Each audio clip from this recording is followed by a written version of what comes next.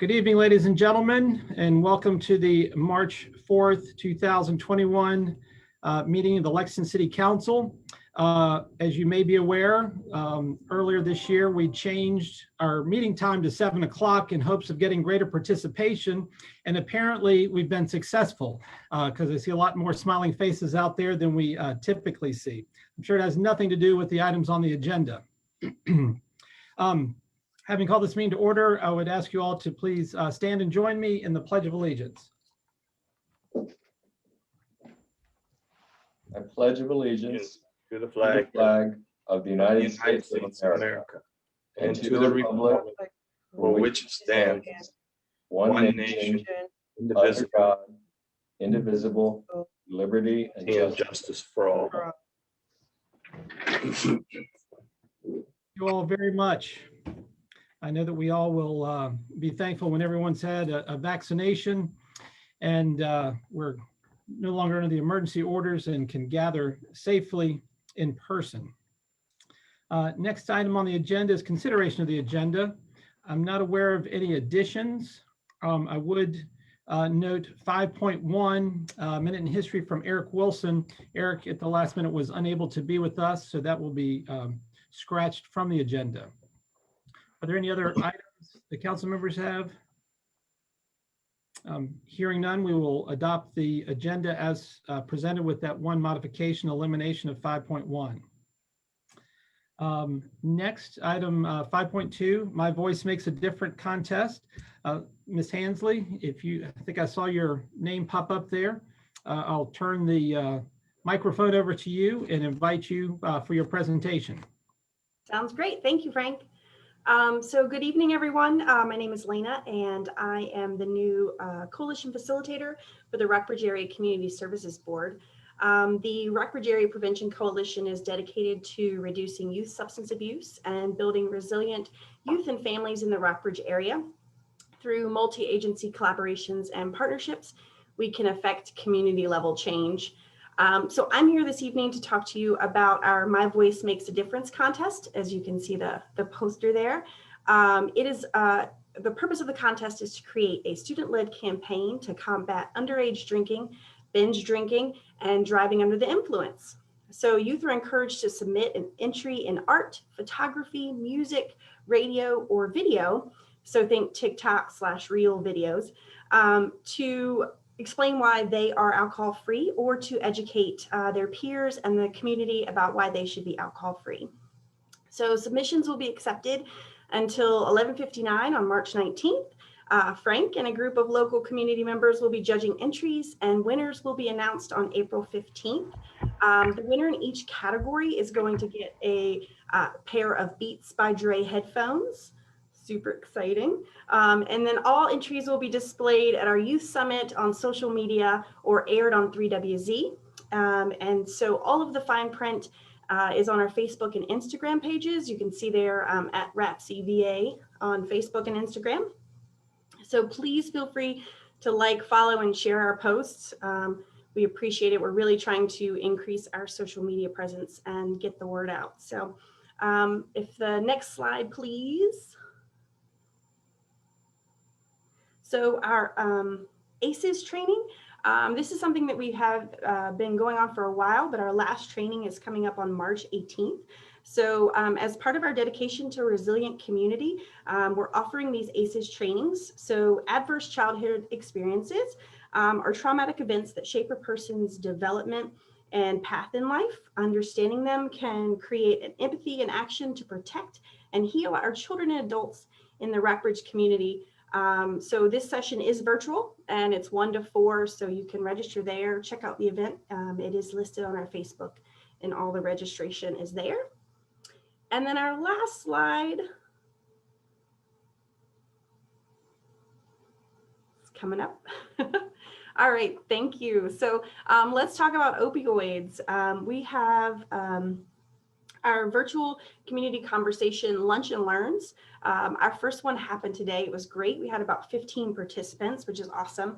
So we are just trying to get information into the community about the opioid crisis and its effects in Rockbridge County. So we spent a few minutes sharing research, followed by a discussion with our panel. Today we had Aaron from Carillion. And then we'll have a Q&A session afterwards. So the next one is March 18th at noon, followed by April 1st. We'll be sharing recovery resources that are provided by the Community Service Board as well. So any local information resources for folks searching for recovery, that will be available as well. And so I just want to say thank you so much for letting me speak this evening. And I look forward to working with all of you in the future. If you have any questions or you want to join RAPSI, come be on our coalition and let's change our community and end youth substance abuse. So my email is, you can email prevention@racsb.org, and I'd love to help you. So thank you so much for having me. Lana, thanks for being with us. Members of council have any questions?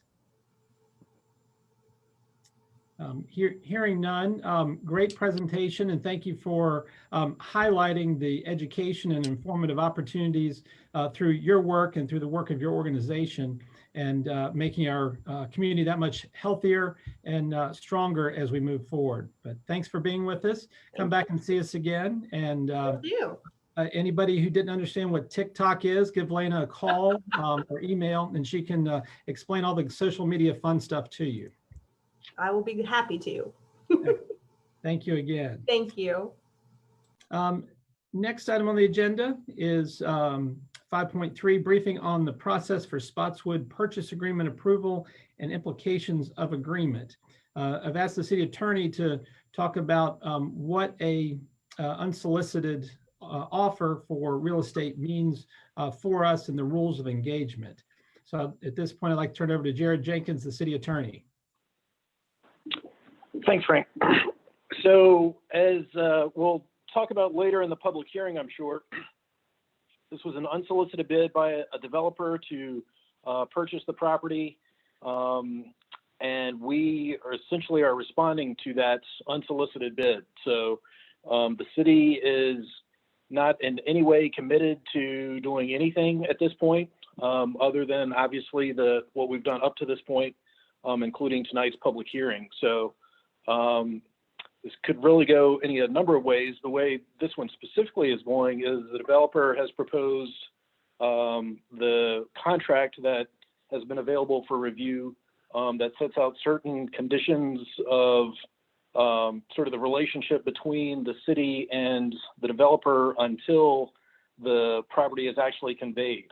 So this sort of sets out the process, assuming the contract is approved, sets out the process for the next potentially 12 to 18 months of giving the developer time to investigate the sites, make sort of engineering determinations about the best use of the property, and make sure that the property is going to support his vision for the project, and also gives the city time to provide certain things like a clean title report, and assistance through this process of approving what ultimately becomes the project. So, you know, in the case where if this was an unsolicited bid to just buy the property and leave it as is, be a fairly straightforward process. But in this case, with the proposal for multifamily dwellings and multiple buildings and a site plan that would require rezoning one way or the other, the procedure from this point, again, assuming the contract gets approved and things move as they are envisioned, at some point, the developer would put forth a preliminary plan for the site, either a site plan under sort of a strict rezoning to what specifically is needed, or under the planned unit development process. Either way, there would be basically the initial site proposal that's reviewed by the Planning Commission for appropriateness. After a public hearing, at least one public hearing is required. The Planning Commission, just as in most of these other sort of requests for rezoning or conditional use permits, the Planning Commission then recommends a course of action to City Council. City Council will then take up the matter after at least one public hearing, which is required, because at the end of this, if there's any rezoning or under the terms of the planned use development process, their city council will ultimately pass an ordinance amending either the current zoning ordinances or the planned unit development. So council has up until the final vote to make any sort of changes. So there could be a public hearing after the planning commission has made their recommendation. City council at that point could presumably vote to approve as presented, could send back to the planning commission for further review, or could deny it.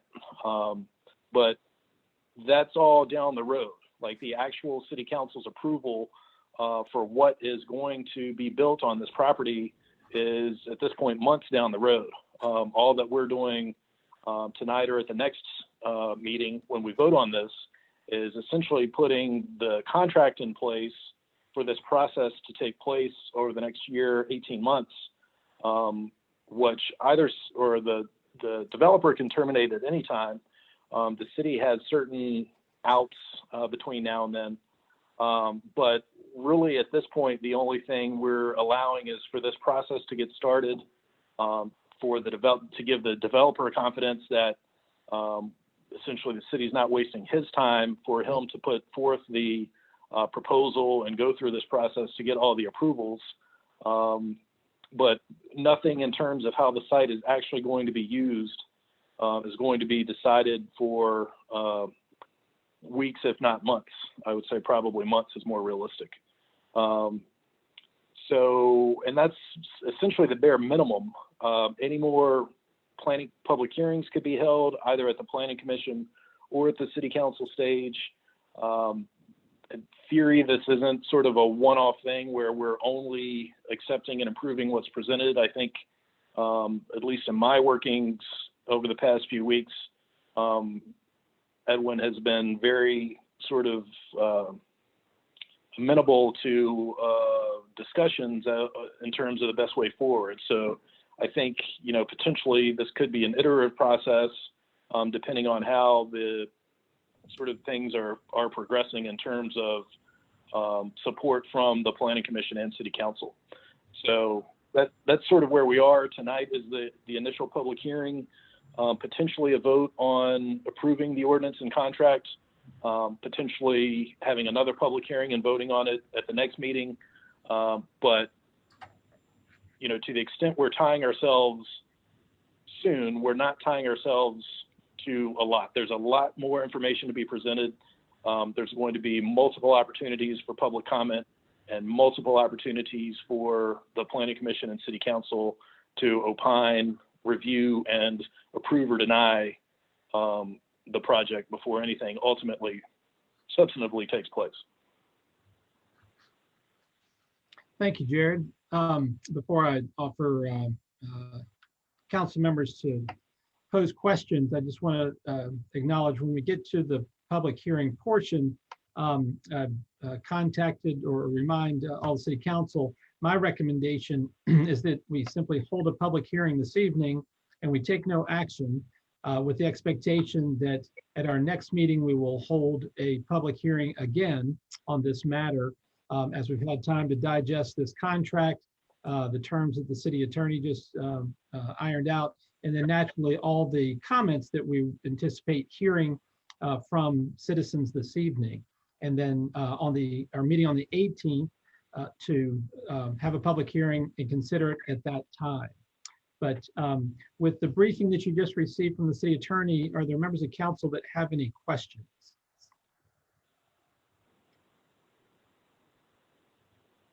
This is Leslie. Yes, I'll ask a question. So in the presentations, Edwin has proposed 150 units, but we haven't gone through the planning process in zoning to see if that'll even work. So that is not a guarantee at that point. We are not agreeing to that. Is that correct, Jared? Correct. At this point, I don't believe the city has agreed to really any of those levels of detail. The only thing we've agreed to do is essentially review the plans as they're submitted. And at this point, sort of that 150 number, I think we could think of sort of an abstract discussion, point of discussion. It's not something that, you know, a vote tonight or in the next few weeks is going to tie us in and say, yes, we are allowing 150 apartments. It's just sort of presenting that as the vision, and us being amenable to moving forward on that basis without being tied to the specifics of it. Okay.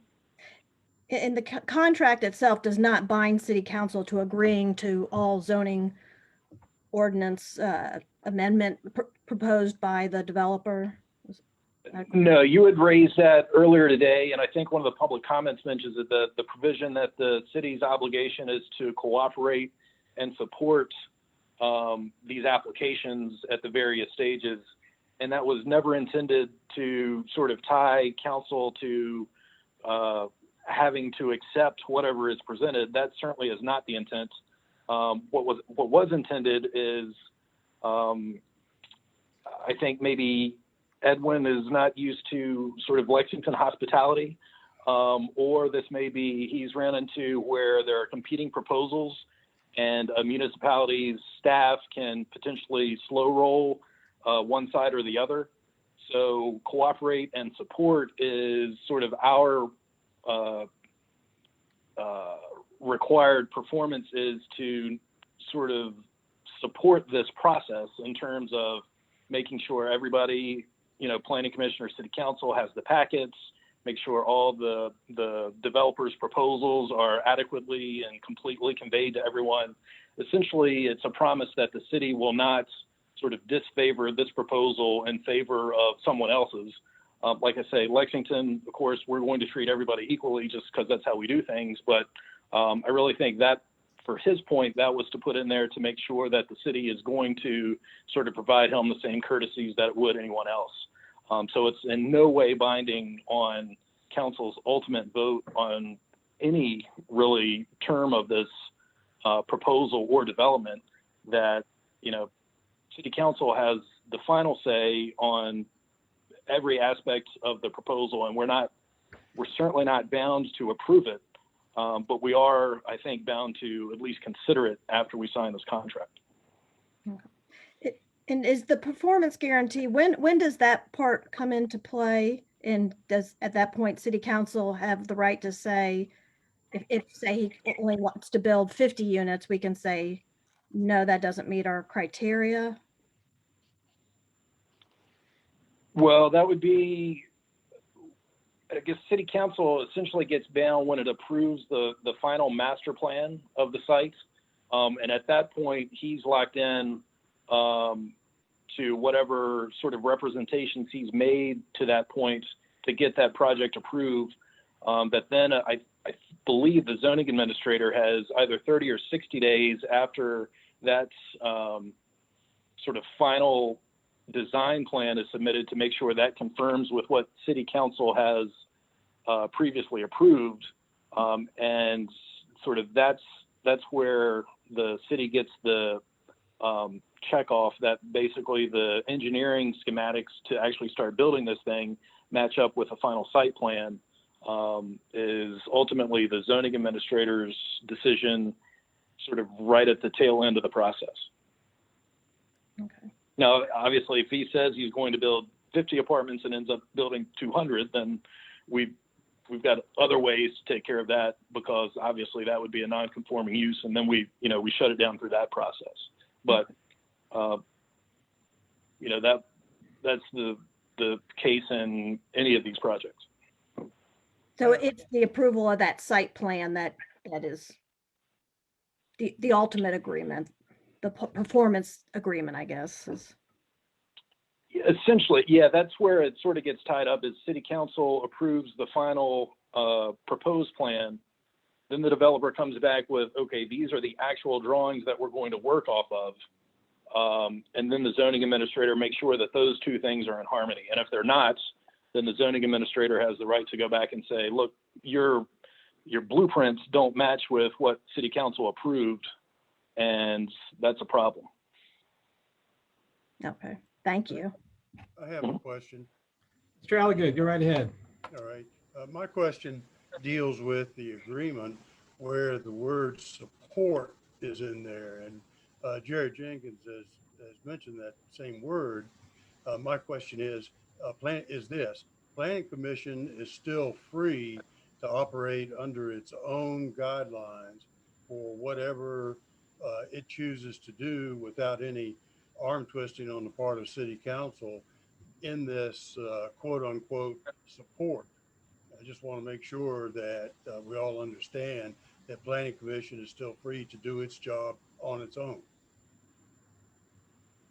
So that's Yeah, my question. absolutely. There's no question about that. And I think my ultimate suggestion is going to be, I think Edwin has sort of gotten the sense that we are negotiating in good faith and supporting him as intended in terms of taking these steps to give him the opportunity to make his presentations. So I'm going to suggest just striking that paragraph because of the confusion it's creating. But again, support either at the Planning Commission or council level was never intended to imply that we were expecting, or the developers expecting, approval of everything. Like I say, it was a much more sort of low level, for lack of a better term, support, just, the actual mechanics of getting this process taken care of. Jared, I would think But it's safe to say that we go wouldn't be, it's safe to say that we wouldn't then have a 6-month review process, where right now it may be a month review, relatively speaking, is what this language was to support. Exactly. Or if, he submits his plans and asks that everyone on the Planning Commission get a copy, that we are fairly going to give everyone a copy of the plan and not give, I think that the context of this is competitive bids and multiple parties bidding, that we're not going to favor one side or the other, give one developer's packet to everyone and not give this developer's packet to everyone, that kind of thing. So in light of that, either, clarify, I guess you could strike it, but if Mr. Gaskin wants to keep it in, word it so it means what it says, and, add some support the process, or equitably support the process, something like that, however you want to word it. But yeah, I was on that support thing sounded kind of awkward. Yeah, like I said, I don't think it'll be a problem to just strike that. Other members of council have questions. I just want some clarity. If the studies that are done by appraisers and other legal folks who study about, the rents and about whether the community can withstand this number of units, and whether the job market proves that nowhere near we have room for 150 jobs for 150 young professionals. Can he walk away from this, or can we walk away and that's it? What kind of legal binding will hold us or him accountable to this process? Well, the contract specifically says he's going to make the proposals and go through the process of submitting to the Planning Commission and zoning review. So that's really how the city can sort of make conditions to the site plan, or just deny it, depending on where things are. Now, in terms of his rights under the contract, he's got the right to terminate this pretty much at any time, and forgive and only be out of the non-refundable deposit. So if, you could think of any study, if he does some sort of, environmental assessment or some sort of engineering, let's say for whatever reason, the soil won't support the foundation that he intends to build, he can just say, okay, this isn't going to work, I'm walking away, and that's the end of it. So that's essentially where we are. Is we're committing to moving forward, but we're not committing to necessarily completing the process. Is he? Does that? Yeah, but is he in a position where if he decides that the numbers just don't match what he needs to have in order to develop that property, can he keep the property and do what he wants with it as far as selling it for 10 times more, or I see. get it back? No, there's a provision in the contract where he's got to go through the process, has ultimately up to 18 months to get that final approval from the zoning administrator that the blueprints are good to go. He's ready to build. He's got a year from essentially that closing date. He's got a year to start construction. So, if he doesn't go to that process, then the agreement's just going to basically time out at the end of either 12 months or 18 months. If he hasn't moved forward to that extent, the contract's just going to time out. If we go through the approval and closing and he still hasn't started construction within 360 days, we've got a repurchase option where he has to sell it back to us for the purchase price. And that's where we, make sure he's going to do what he says he's going to do. Okay, thank you.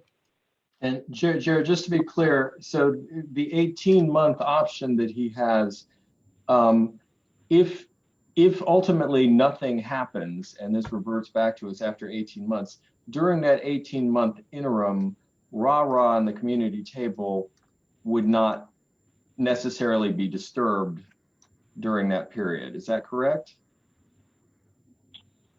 Yeah, there would not have to be, and that would be the idea, is that they are can stay there throughout the study period, which that's at 12-month or 18-month, I think. But I don't want to step on Jim's toes, but it's my understanding that we're currently in discussions with both RAH and Community Table to potentially extend their lease for another 12 months from the end of April. So, Edwin has envisioned them staying for a while. It was just a question of, as we move forward, what that time frame is going to look like. But yeah, even under this agreement, if it's approved, the idea would be that they have essentially another year to remain there on a new lease. Got it. Not to say they might not want to move themselves, but if nothing ultimately comes of this, it would be a shame if they were disturbed. So that gives me some comfort. Thank you. Yeah, I don't think anyone's envisioned sort of them getting kicked out and that sort of being the end of things. That's been certainly no one's intent. And I don't think practically is how we're moving forward on it. Thank you.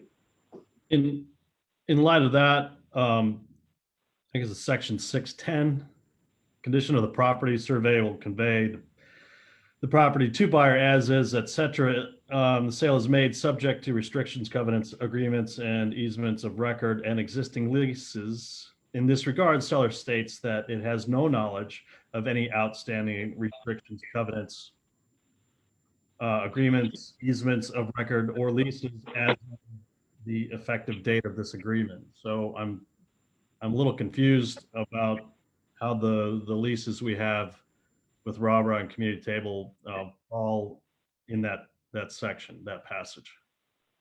Yeah, I actually have that flagged as an open question on my working paper that didn't get sort of in this, but the issue with that was we were at the time we drafted this and put it together sort of unclear where those leases were going to end up. So I've got it flagged as an open issue that potentially there was the possibility, in my mind at least, not in anyone else's, that the leases would essentially expire by the time the contract was signed. Was a possibility. But we'll certainly, now that things are progressing, both in terms of, I think Edwin's proposed realistic timeline, as well as discussions with RAH and Community Table about a new 12-month lease, we'll just specify that in this section that they are subject to, whatever those leases actually end up being. Thank you.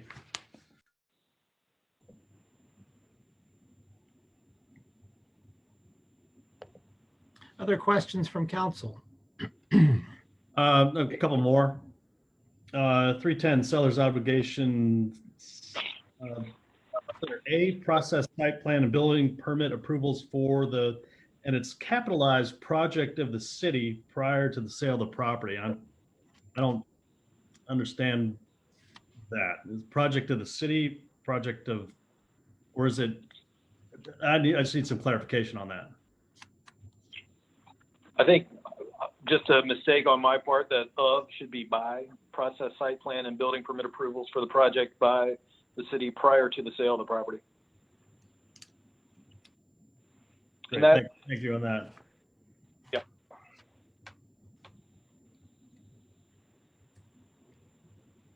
Last. You muted yourself, Chuck. I'm digging to the end, to the appendix. Sorry. It's hard doing Zoom and unmute and Exhibit A, Spotswood Drive parcel project expectations. And the bottom one is affordable housing goals. And the developers shall make reasonable resources and or services available within 3 years of completion of the project to further city affordable housing goals.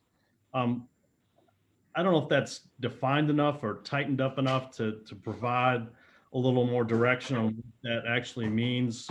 If we're going down the low income housing path, or if it's the term affordable means a lot of different things to a lot of different people.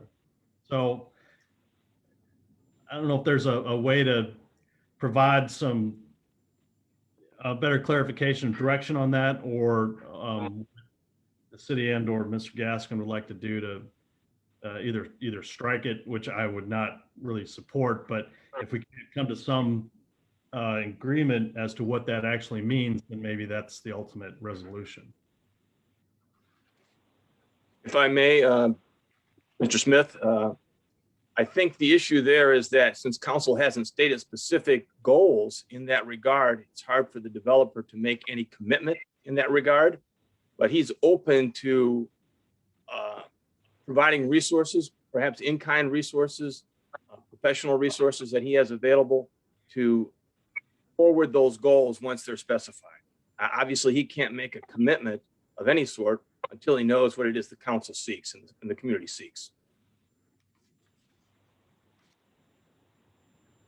Maybe that's to my point. If it's in there and then later on we come up with some goals and make the ask and then it comes down again to what's reasonable and what's not reasonable. I'm not trying to get, I'm not trying to start splitting little things, but I'm just looking in the long game when and if this does move forward, what does that mean? Or put a placeholder on it somehow that subject to further negotiation down the road or what have you, but that I think hangs a little too long of a thread.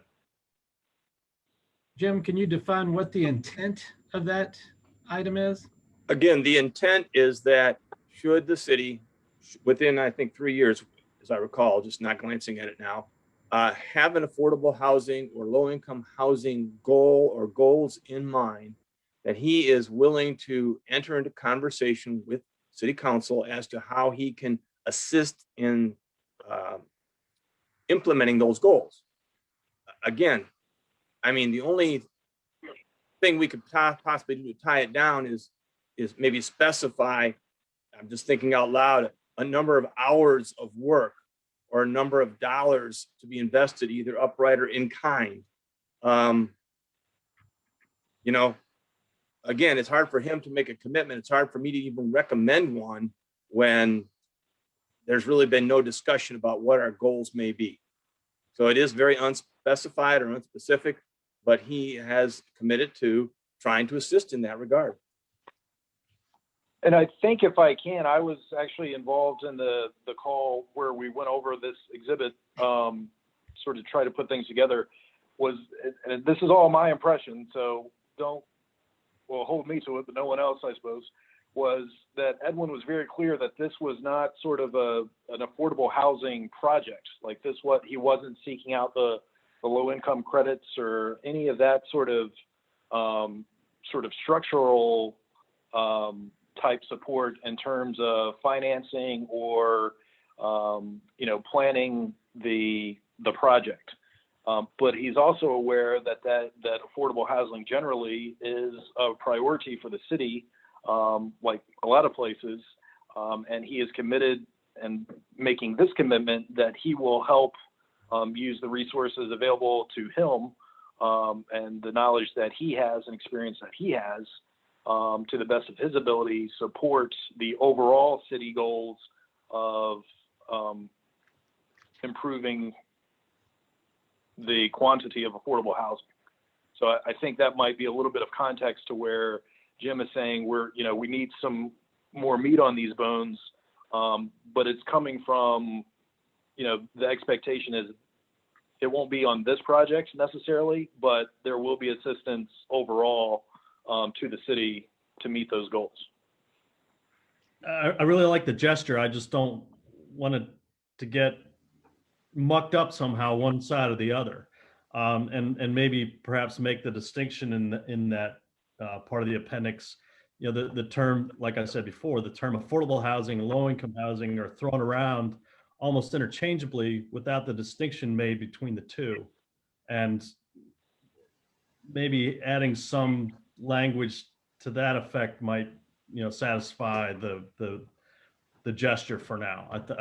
I think that's maybe where I'm having I want to make sure there's clarity that we're not talking about low income housing, we're talking about affordable housing. The words to me sound as if they're way too open-ended. The gesture is a good gesture, but there's nothing specific at all. It sounds more like a sales pitch. Jim, Well, if you work on, or go ahead, Marilyn, excuse me. I was gonna say affordable housing in the real estate industry means tax credit property, or it means Section 8 property, 202 property, something like that. If he has not engaged with VHDA or HUD or some other entity, then he's using a very loose definition of affordable housing. Jim, if you could get some greater clarity on that item, that would be appreciated. Clearly, two things that I've heard Edwin say with each presentation is, number one, he doesn't intend for any of this to be low income or affordable, pick your term, housing. It is market rate housing and traditional financing. He's not doing tax credits or anything of that nature. And number two, he said he wants to be a partner with the city and a good neighbor, and here as a good neighbor for a long time. So those are, my perception is the intent behind this line is to say, once I get my project done, I'm glad to help you, the city, with my professional resources, but we don't know what that looks like at this point. So if it's a number of hours, a dollar amount, so that there are clear expectations, I think that would be beneficial. Thank you, Mr. Mayor. We'll be working with him to clarify that. Understood. Excellent. Jim, if we enter into this or if we don't, the community table and RARA will continue to be our tenants. I know that our CIP has an unprogrammed expense of over $37,000 for the replacement of the emergency generator. Is there any other pending large maintenance expense that we might know that could be needed, we got to deal with the next 12 to 18 months? I'm not aware of anything, Mr. Sigler. Jake Adams is with us, and he typically looks the CIP over in more detail. The only thing I'm aware of any discussion of regard to is the roof, but I don't believe, again, there's anything in the next 18 to 24 months. Jake, do you have any further input? That's correct, Jim. The only CIP project we have outstanding for that building is the generator. There was recently in fiscal year 2019, a upgrade to the HVAC to the building, but no other pending projects other than the generator.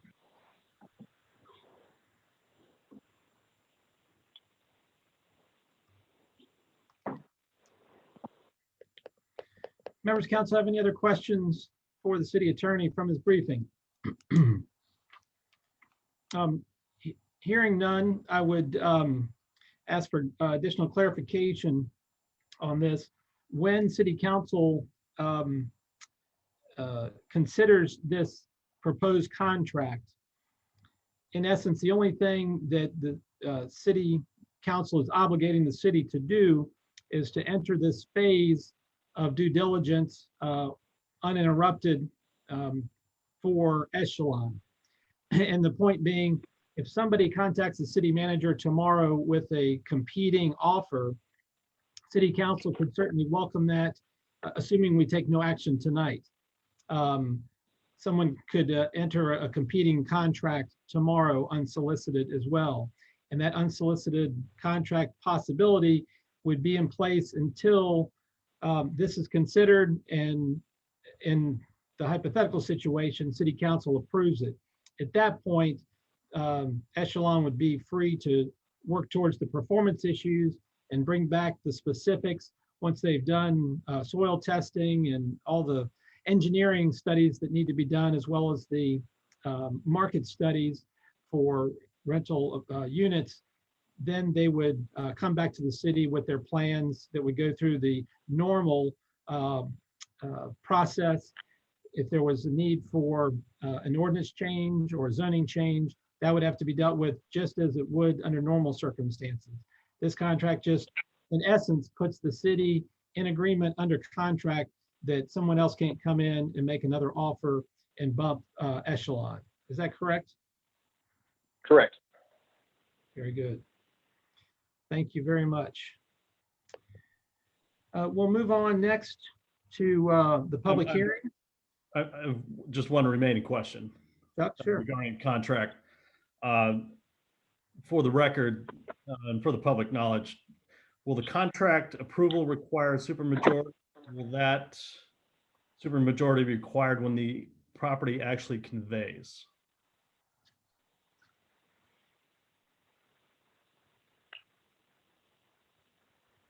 That's a good question. I would say legally, probably only the, I'd say the contract.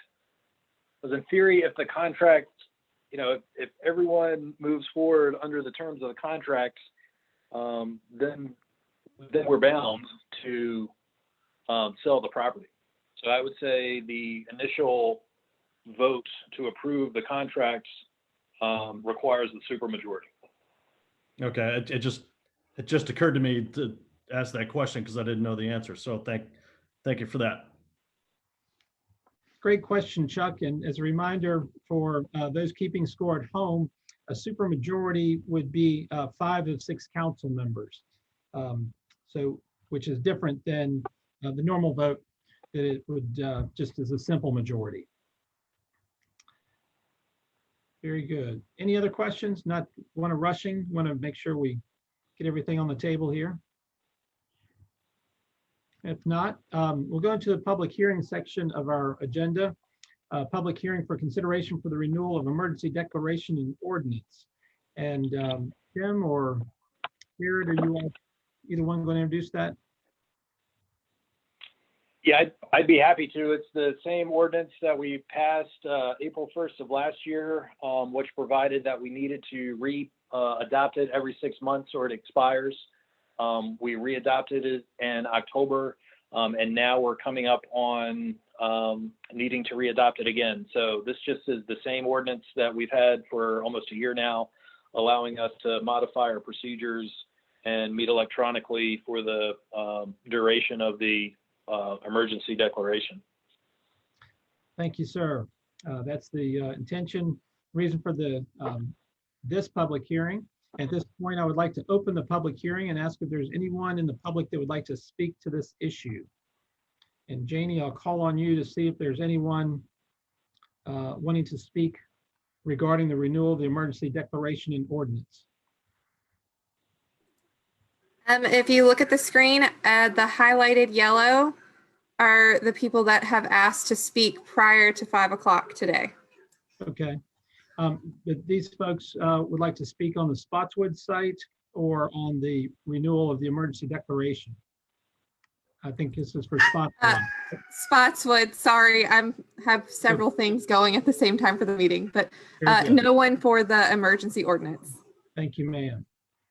At this time, I'd like to close the public hearing and ask for council's consideration. I move to approve the renewal of the emergency declaration and ordinance. I have a motion by Ms. Strawn and a second, I believe, by Ms. Alexander. And ask for a roll call vote.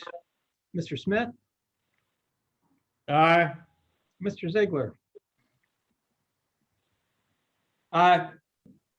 Strawn, Aye. Mr. Alligood, Aye. Mr. Ayers, Aye. Ms. Alexander. Aye. Motion carries unanimously. Thank you. And we are compliant with our emergency declaration ordinance. Next item on the agenda is the public hearing on the Spotswood site. Before I call on city manager for an introduction of the topic, I would like to remind everyone on council in particular that I notified Mr. Gaskins that my recommendation to council is not to consider. He asked that we do consider it this evening, but my recommendation is that we do not. Again, that we hear from our friends and neighbors and citizens and hold another public hearing on the 18th and consider this contract with the changes that may be pending after this meeting, and certainly with the notations that we've been through already at the meeting on the 18th. And as per our normal in-person circumstances, I'm going to limit comments to 3 minutes during this evening. So as council members are reading letters and or individuals are speaking, I will give a 30-second notice in my screen and then stop any comments at the 3-minute mark for consistency. But anyone who's written in that their comments last more than 3 minutes, they will be part of our minutes. They will be part of the record, even though they're not going to be, may not be read into the record. With that, I call on Jim Hallis to introduce this subject. Thank you, Mr. Mayor, and good evening, everyone. I'll try and keep it brief because I believe we've already heard why we're here this evening. But just to go over it in a little detail for those who may not have heard the specifics, we are here, City Council is to consider an unsolicited proposal to develop the Spotswood parcel, which consists of the Piovano building and the acreage it sits on, as well as the adjacent vacant acreage next to it. That's about 3.24 acre site. Again, this proposal that has come forward is for development of a multifamily or apartment project. And Mr. Edwin Gaskin is here to, again, introduce his project. But prior to doing that, I did want to comment, it's in my briefing, that most of us in the community have known for many, many years that both the current comprehensive plan and the previous comprehensive plan that was recommended by the Planning Commission, approved by City Council, did note that this project should be developed and put back on the tax rolls. And that's been one of Council's strategic goals for a number of years as well. So that's what we are attempting to do this evening in light of this proposal. Mr. Gaskin, again, is with us this evening to give us a little more knowledge to those who are not here of what he is proposing. He has been with the city now for 5 different public engagements, if you will, 4 speaking opportunities and listening opportunities, and then introduction of this project, the January 21st meeting of City Council. So he's done an extraordinary amount already of engaging with the community. But Mr. Gaskin, if you want to take a minute or two now to also reintroduce yourself, please do so. Thank you, City Manager, and good evening, everybody, Mayor, City Council, and those from the public. We appreciate you taking the time this evening to consider our Spotswood project, and we appreciate, frankly, all the participation we've had from many of you and city staff, and of course the public, and the engagements that we've had over the last couple of weeks. My name is Edwin Gaskin. I represent Echelon Resources, a real estate development team. We're proud of the work we do. You can certainly see our portfolio of projects that we've developed, and many of which we continue to own around the state and into North Carolina as well. What we proposed here at Spotswood, I don't think I could tell you any more than what you already know. It's certainly been well discussed. Normally I would come asking you to consider, approval of the purchase agreement this evening, but clearly there are some things we need to tweak from the discussion that was just had, so there can be better clarity as to the language. So we are certainly in favor of this, and frankly, any public decision taking the time it needs to be properly considered and refined, so that when people do support it, they can feel all in to that decision. We have enjoyed the engagement we've had with the public. We've got lots of questions. We've had a fair amount of criticism too, which we've taken both in stride and into consideration as we've considered, possible variations on the proposal that we've been considering. So again, I'm available for questions this evening, or really anytime. We appreciate your consideration, and we look forward to a successful project in the lovely city of Lexington. Thank you, Mr. Gaskins. Appreciate you being here and listening to concerns and comments from the public. Before I open up the public hearing, I want to remind folks that we do welcome comments and questions. However, and they are to be presented to council. This is not a question and answer time, so we will not be answering your questions. But the city manager is always taking diligent notes, and will be able to answer questions that are posed. In some instances may be reflected on our website, or follow up from the city manager from that standpoint. We don't also intend to engage in debate on points of topic, but this is a time for us as a council to listen to your concerns and questions and observations related to the Spotswood site proposal. And with that, I would like to open the public hearing. Mr. Mayor, could I interrupt? I'm very sorry. I did want to note that Arnie Glazer, our planning director, of course, is here, and he was prepared to go over any additional zoning issues that may be helpful for the public and council to understand. Of course, Mr. Jenkins, our attorney, did go over some of those in detail. So Arnie, do you feel like you have anything more you can contribute this evening? Sure, but only if council wants me to. Please do so, Arnie. Thank you. Just quickly, there are three zoning options for this property for multifamily units to be allowed on the parcel. And all three of those require zoning public hearings. And public hearings are in front of the Planning Commission and in front of council. And each public hearing requires ads in the paper, posting of the property, and adjacent property owner notices mailed to the adjacent properties. The first option is to leave the property zone residential light commercial, which it is now, and request a conditional use permit. And that again would require a public hearing in front of Planning Commission and City Council for a conditional use permit in the current RLC zoning district. The second option is to rezone the property to the residential multifamily zoning district. And as it sounds, apartments would be allowed by right in residential multifamily. Again, public hearings in front of Planning Commission and Council. And then the third option is a planned unit development. Planned unit development is different from a traditional zoning district in that it provides flexibility.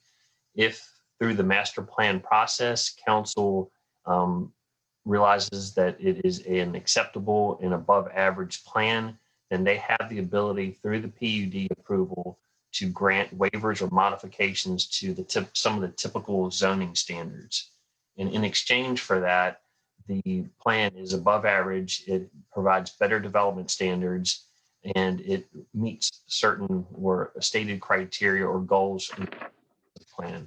So again, in exchange for flexibility, City Council can grant waivers, and for that we would get improved development standards, and we would have goals met specifically in the comprehensive plan.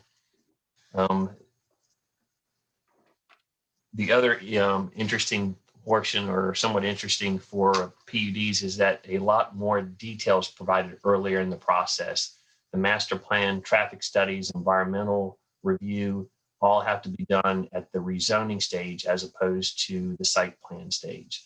So the developer is required in a much earlier portion of the approval process to provide a master plan with all those details in it.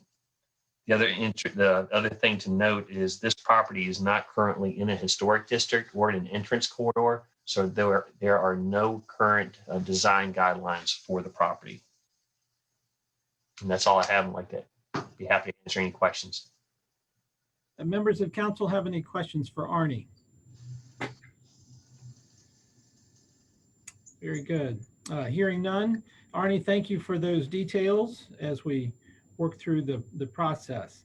Mr. Mayor? Yes, I sir. also have Jake Adams here, Finance Director. If there's any questions about the cost benefit analysis that is also noted in my briefing.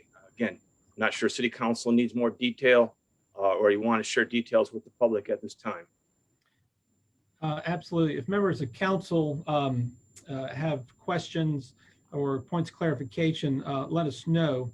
What I would suggest or remind everyone is that the information packet for this meeting is on the website or can be retrieved from the City Hall. And it does include a cost benefit analysis prepared by staff, Jake Adams, our Finance Director, to explain the dollars and cents piece on a 10-year projection. It's useful information. It's available to the public on the website and or in person. So if you'd like that, it can be emailed, mailed, picked up, or what have you. But all information is available to all individuals who are interested. Thank you, Mr. Mayor. All I have. Very good. Thank you, Jim.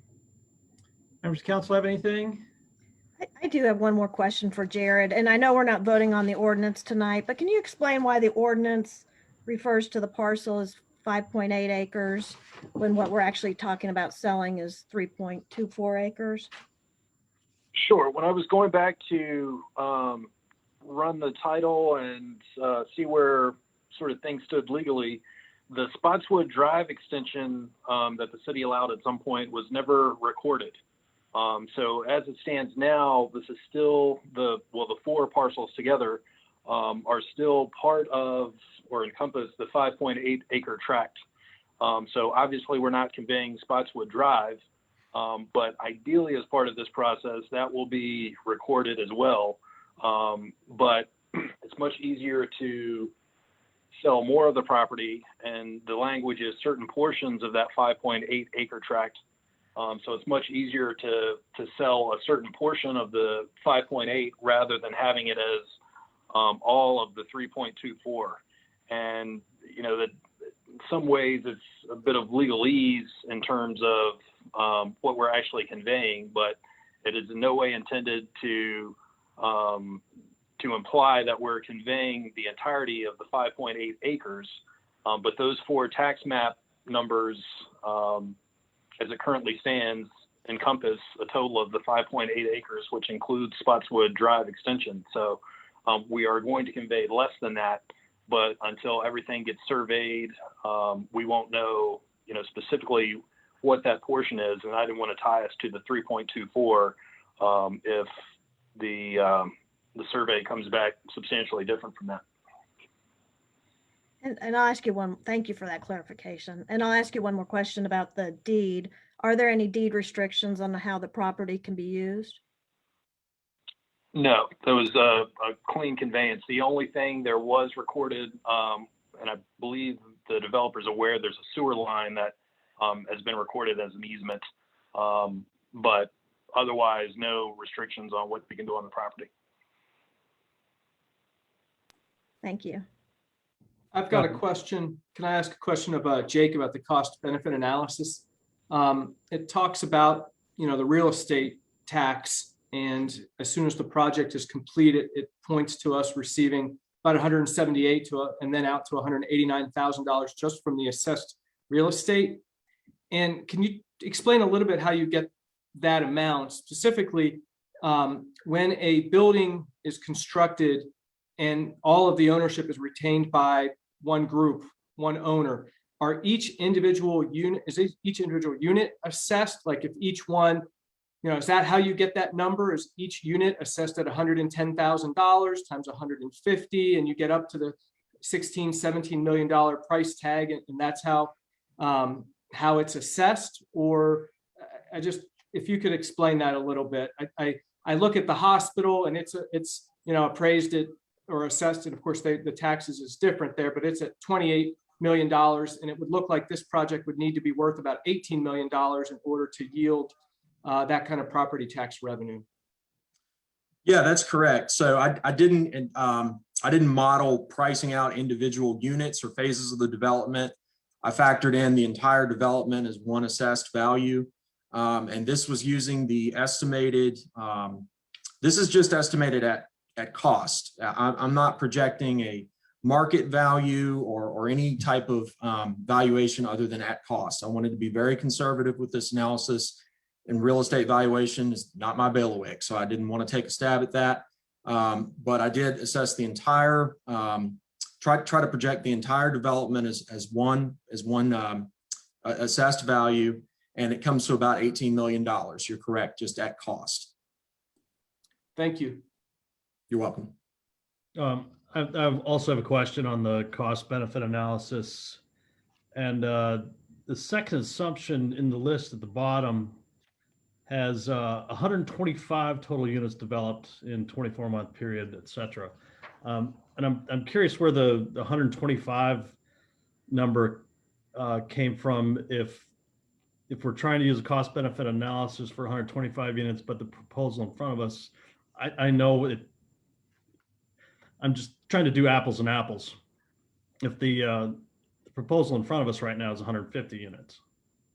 Sure. Well, early on in the process, some ranges of total square footage and costs were discussed, and I tried to go on an average of those values. I know the current proposal stands at 150 units, but until you actually get in there laying out a site plan and seeing how much you can actually develop, I didn't feel comfortable projecting the maximum. So again, trying to be conservative with this modeling. Perhaps they run into design difficulties and the total units are less. So I went with a lesser value, trying to maintain the average of the ranges that we discussed. Okay, so great. Thank you. You're welcome. Any other questions from council? Hearing none, we will begin, and we will take things in the order in which we received them, which is our custom. And I would like to first call on Valerie Moliterno and with Heather Hamilton on deck. Valerie, you can begin with your 3 minutes. Thank you. I'll abbreviate the statement that we submitted, but thank you, Council, for hearing me. I am the president of RARA. In 2020, 28% of the individuals RARA assisted with utilities, rent, shelter, and other emergency non-food assistance were residents of Lexington. 25% of the senior food boxes we distributed were for Lexington residents. 15% of all the households we served were Lexington residents. In total, RARA served roughly 15% of all residents in Rockbridge County, BD, and Lexington combined. Helping these residents is how we serve the community and where we prefer to spend the precious time and resources we have. RARA believes it's vitally important for the council to have a realistic view of the impact of the sale of the Piovano building that it will have on us and the community. It's been stated that RARA will end up in a better place. We don't know what place that is. While we've discussed a dream that RARA would one day be co-located with other community organizations that share our focus, there is no such dream home available to us. We simply don't have a place to move right now. Our current options will require significant increase in donations from our supporters for many years to come. We need time to plan and fundraise. The city did include us, thank you, in discussions about a new location for DSS of the health department. However, it was required that RARA make a commitment by February 28th to co-locate with them. And that commitment included an increase of over $40,000 a year in lease payments, unknown increased utility costs, cost to build out the space, and move costs. To make such a commitment before we had any idea whether donors would be willing to contribute that much more money for many years to come, and before all other options were analyzed, would have been irresponsible. We needed more time. Even if someday RARA finds a dream home, we still have to move into temporary space, requiring double costs for site renovations and/or build costs and moving expenses. It's very hard to fundraise for temporary space. RARA has been proud to utilize the generous donations from individuals, businesses, churches, and grantors to serve our clients. We've been proud to tell donors that their money goes to help our neighbors in need. We know that any change to our location is going to change that we're going to have to ask donors to contribute to increase costs for our home. That's why it's critical for us to choose a new home that minimizes the amount of our resources we need to spend on infrastructure. We do not want to waste donations by making decisions too quickly that would require 2 moves, higher lease payments than necessary, and untold disruptions to our clients. We need time to plan. I won't read, but I will ask you to consider what we submitted as concerns about the purchase agreement itself before you sign it. But let me be clear about this. There is no single thing more important to RARA than continuing to deliver vital services to this community. When COVID-19 shutdowns hit, we worked tirelessly to convert to a safe drive-through pantry in a single weekend, and we enabled remote work for helpline volunteers. Our board and staff now are spending huge amounts of resources working to find a new home for RARA that we should be spending to support our mission. But we're working with a moving target. We simply don't know when this project will be finalized and when we would need to move. Everyone knows and understands there's disruption during a move, but nobody is going to feel that like our clients. It's very hard to help them understand that we're not answering the phone because we're moving once, maybe twice. There's no other agency that serves the community in all the ways that RARA does. Continuity of our services is vital, which means that we need to know with clarity how much time we will have to move so that we can plan for a smooth transition. We need a concrete calendar and time to plan. Only then can we put concrete plans in place, refocus all our people on delivering services to our clients, and assure clients that we have a plan to continue to deliver services with as little disruption as possible. Please help us do what drives RARA. We believe that everyone deserves nutritious food and warm, safe shelter. We also believe that everyone deserves to be treated with kindness and dignity. We believe it is our responsibility to work tirelessly on behalf of our clients and to use our resources in the most effective ways possible. And most importantly, care for those folks in the community, in our community, who are struggling to make ends meet. Thank you very much for hearing me. Val, thank you for joining us. And thank you for your input this evening and for the leadership that you provide at RARA, and look forward to continuing to work with RARA in support of those that need the services for RARA. Next is Heather Hamilton, and after Heather will be Carol Wheeler. Hey, hey everybody. I submitted a letter earlier as the president of the Rockbridge Highlands Realtors Association, which I would like to just have been, put in public record. I have some specific questions from Mary Beth Harris that I'm going to read that I'm hoping that we can get some clarification on at some point. One of the biggest things is the purchase price of $350,000 when the city has the lots assessed at over 1.2 million, and that's a huge difference. So some clarification on that is needed. Was Carillion approached at all to see if they wanted to purchase this parcel after the unsolicited proposal? We've got issues with traffic in Spotswood, and how are we going to handle 150 vehicles on that road 2, possibly 3 times a day? I'm looking through Mary Beth's email here. So median income of $36,500. How are they going to afford a $1,200 to an $1,800 rental? I think it's a bit overachieving in that amount, considering what I do for a living, and I've been in property management business for 15 years. $1,200 to $1,800 for a 1-bedroom or a 2-bedroom luxury apartment is maybe not the best use of that space or what Lexington really needs. In my personal opinion, I feel like what Lexington needs is another Fairwinds. We need another affordable housing, single family that people can afford, first-time home buyers can get into, versus potentially having, be it W&L or via my parents, that are renting these $1,800 apartments for the weekends that they come into town. And while yes, they will be spending money in town and buying things and going to the restaurants, there will be no personal property tax because they're not going to register their vehicles here. So there's just some concerns with the amount. 150 units is enormous. 4 to 5 stories on that location is potentially problematic. Has anybody checked with the helicopter pilots and what that presents to them flying into the hospital? Thanks, Frank.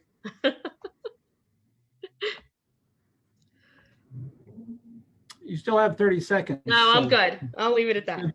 Okay. Thank you, Heather. Appreciate you being here and representing the realtors, and anticipate there'll be responses to your questions regarding the price. And Edwin's always available, as he's indicated. I encourage you to reach out and talk to him directly about his plan and how this makes sense from his circumstance. Next is Carol Wheeler with Lee Merrill on deck. Carol, take it away. Thank you, Mr. Mayor, and thank you, City Council members, for having this hearing tonight. I actually did not realize I had signed up to speak, but I am happy to do so. I have only learned about this project really through the newspaper, and today I took the time to listen to 2 of the sessions that were on YouTube, and I was impressed with Mr. Gaskin's forthrightness and his willingness to answer questions. I have several reservations about this use of that property. The price of the selling price of the property certainly is one, but I'm really going to focus on one that concerns me the most, and that is scale. And there are 2 aspects to this. First, it's the physical scale. People have said that this is a human scale. 4 to 5 stories may be human scale in some environments, such as Richmond and perhaps some of our larger cities in our larger small cities in Lexington and Virginia. But to me, 4 to 5 stories in Lexington is not human scale, certainly not for an apartment building. We have more in this type of living environment, apartment living, we have more of a garden style apartment, not something that is that massive. And to fit 150 units onto that size property seems to me to be quite a stretch. So I have this vision driving down Spotswood Avenue of having this towering edifice on the side of the road, quite not in keeping with the nature of our city. I understand we're an urban environment, but we're a small city urban environment, and scale to me is very, very important. The other aspect of scale that I'm concerned about is the scale of occupancy, 150 units. I was not aware that in our community, we had that need for housing for 150 units. We of course have our students, our law students are always and I think Mr. Gadskin and others have described this as single professional transient housing. Law students and seniors at W&L would certainly qualify in that. I'm wondering if in fact a market study has actually been done to try to determine who would be inhabiting these buildings. And I understand at the end of the day, that it is the developer who signs the loan agreement and develops the property. But if the developer does not have people to fill those units, they will not be tended, they will not be kept up, and the city will be left with a complex which does not only not fit our environment, but which is not economically feasible. Thank you. Carol, thank you for your comments and appreciate your spending some time with us and sharing those. And again, encourage you to seek out Mr. Gaskins, and certainly the city manager can answer some of those questions as well, and should be posted to our website. Lee Merrill, you have your 3 minutes with Victoria Rappold on deck. Thank you. And I also want to thank the city staff and the mayor for getting so much more information on the table in front of us all today. The comments that I submitted from the Rockbridge Area Conservation Council's Land Conservation Committee are hopefully in the record now. And I'm editing like mad, as I've learned from any number of comments made, particularly by Mr. Jenkins about the contract, which was a great help. And the concerns that the members of the committee had still stand substantially, but the adjectives, qualifiers, etc., are all highly suspect at this point. So I think so that we don't have such a late evening here tonight, I will basically say that we did have a major concern about the realisticness of the 150 housing units for that type of rent. And we continue to be concerned that entering into the contract, even as carefully as it's crafted to keep your options open, does ultimately signal your consent and support for the scale of the project. I know the word support is being modified, hopefully by the next public hearing in the contract, so that can be very clear, because that was a major concern to us. But I do think you cannot ignore the arguments and points that various people have brought to you that, well, it's at the proposer's risk, an excellent proposal, by the way, in terms of process. But the concern remains that the scale is unrealistic and unsupportable, and you maybe have a pride of authorship problem going down the road. There are substantial changes being made to the planned unit development process currently by the Planning Commission, and to have this project being presented at the same time that discussion is going on, we think is somewhat problematic. If you were to elect not to go into the contract with Mr. Gaskins, we would suggest that this property's best development potential could be better discovered and served by the kind of open special planning area process that's recently been created within Lexington's 2040 comprehensive plan.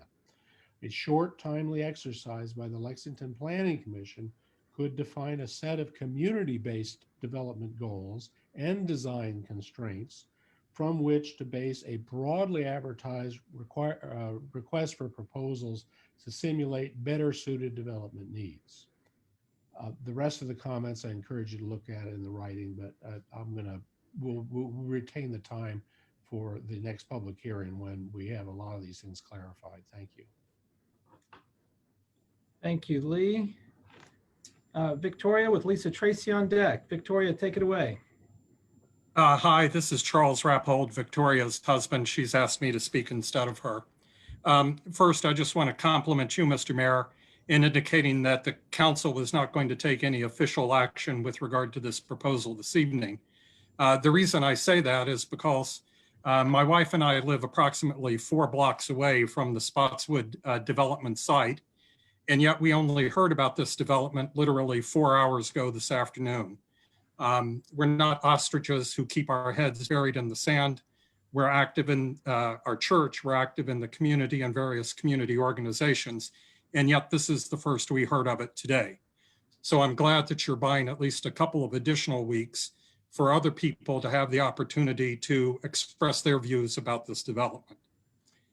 Second, in contrast to the views expressed by Ms. Hamilton, I think that the idea of turning the Spotswood site into affordable or low-income housing would not be a productive use of that property. And indeed, I'm very concerned that although Mr. Gaskin and Mr. Jenkins both indicated that this project was not intended as affordable housing, there's no provision in the contract that says it won't be affordable housing. There's no indication that Mr. Gaskin couldn't change his intentions with regard to the property as he goes forward. And I think that would be a very serious adverse development for this part of the city of Lexington. Third, I want to emphasize the point that Mr. Merrill made, which is if the city council approves the contract that refers to 150 unit development, I'm afraid that the 150 units will take on an inertia of its own. It'll be like the locomotive running down the railroad track, and that'll make it that much more difficult for the Planning Commission and the City Council in the future.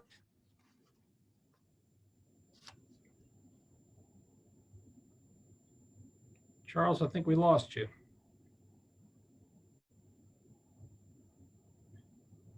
Charles, I see you still there, but we're not getting any audio.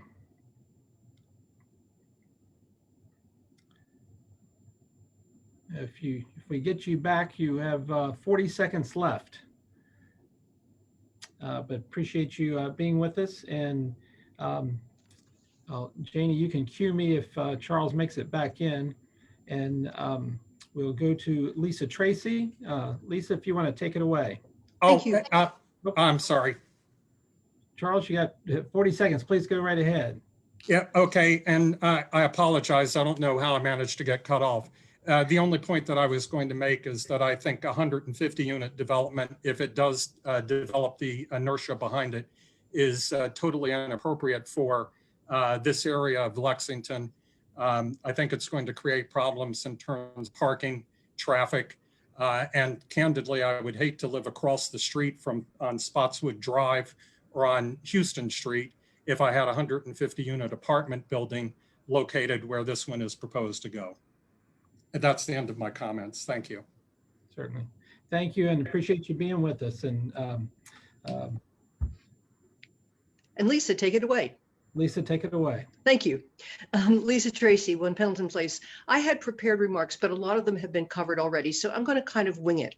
I too only heard about this proposal because of the news article yesterday, and I don't live with my head under a rock either. I've volunteered for RARA, and I fear that for RARA to lose that space, which has those old bays that were a relic of the emergency services use of the Piovano building. I can't imagine how RARA is going to manage without that kind of a facility. I can't imagine where in our area they're going to find another facility like that. The Piovano building also is the only thing that remotely resembles a community center in our city. We don't have a community center that I know of. We do have the community table though, and it's downstairs in the Piovano building. So for that, I think this is a really big mistake. Heather Hamilton outlined some of the economic problems that probably could occur by building a facility for some people who perhaps don't even exist in our town.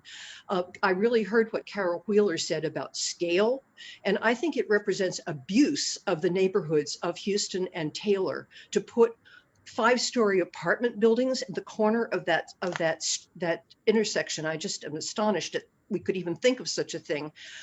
Moreover, for those of us who live on the south side of town, Spotswood and Houston are essential traffic routes for us. And how you could think of adding 150 or more vehicles to a street where it's the only way people can access the hospital, especially if they're in a hurry. But moreover, for just all of us who regularly use those streets to get from home to where we're going, they're already well-used streets. I don't know how you're going to accommodate all that extra traffic. The kind of housing that we desperately need in Lexington is housing that would be really, truly affordable for the essential workers who work in the city so that they could also live in the city and perhaps even walk to work. What a concept. A couple of weeks is not enough time for us to consider all of this.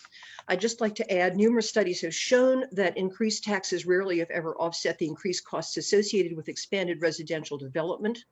I don't see how this proposal would add to the quality of life in Lexington. On the contrary, it would not provide the housing we need the most. It would create major traffic problems. If you think about Nelson Street, where we already have multiple traffic lights just to control the existing traffic, it should give you pause.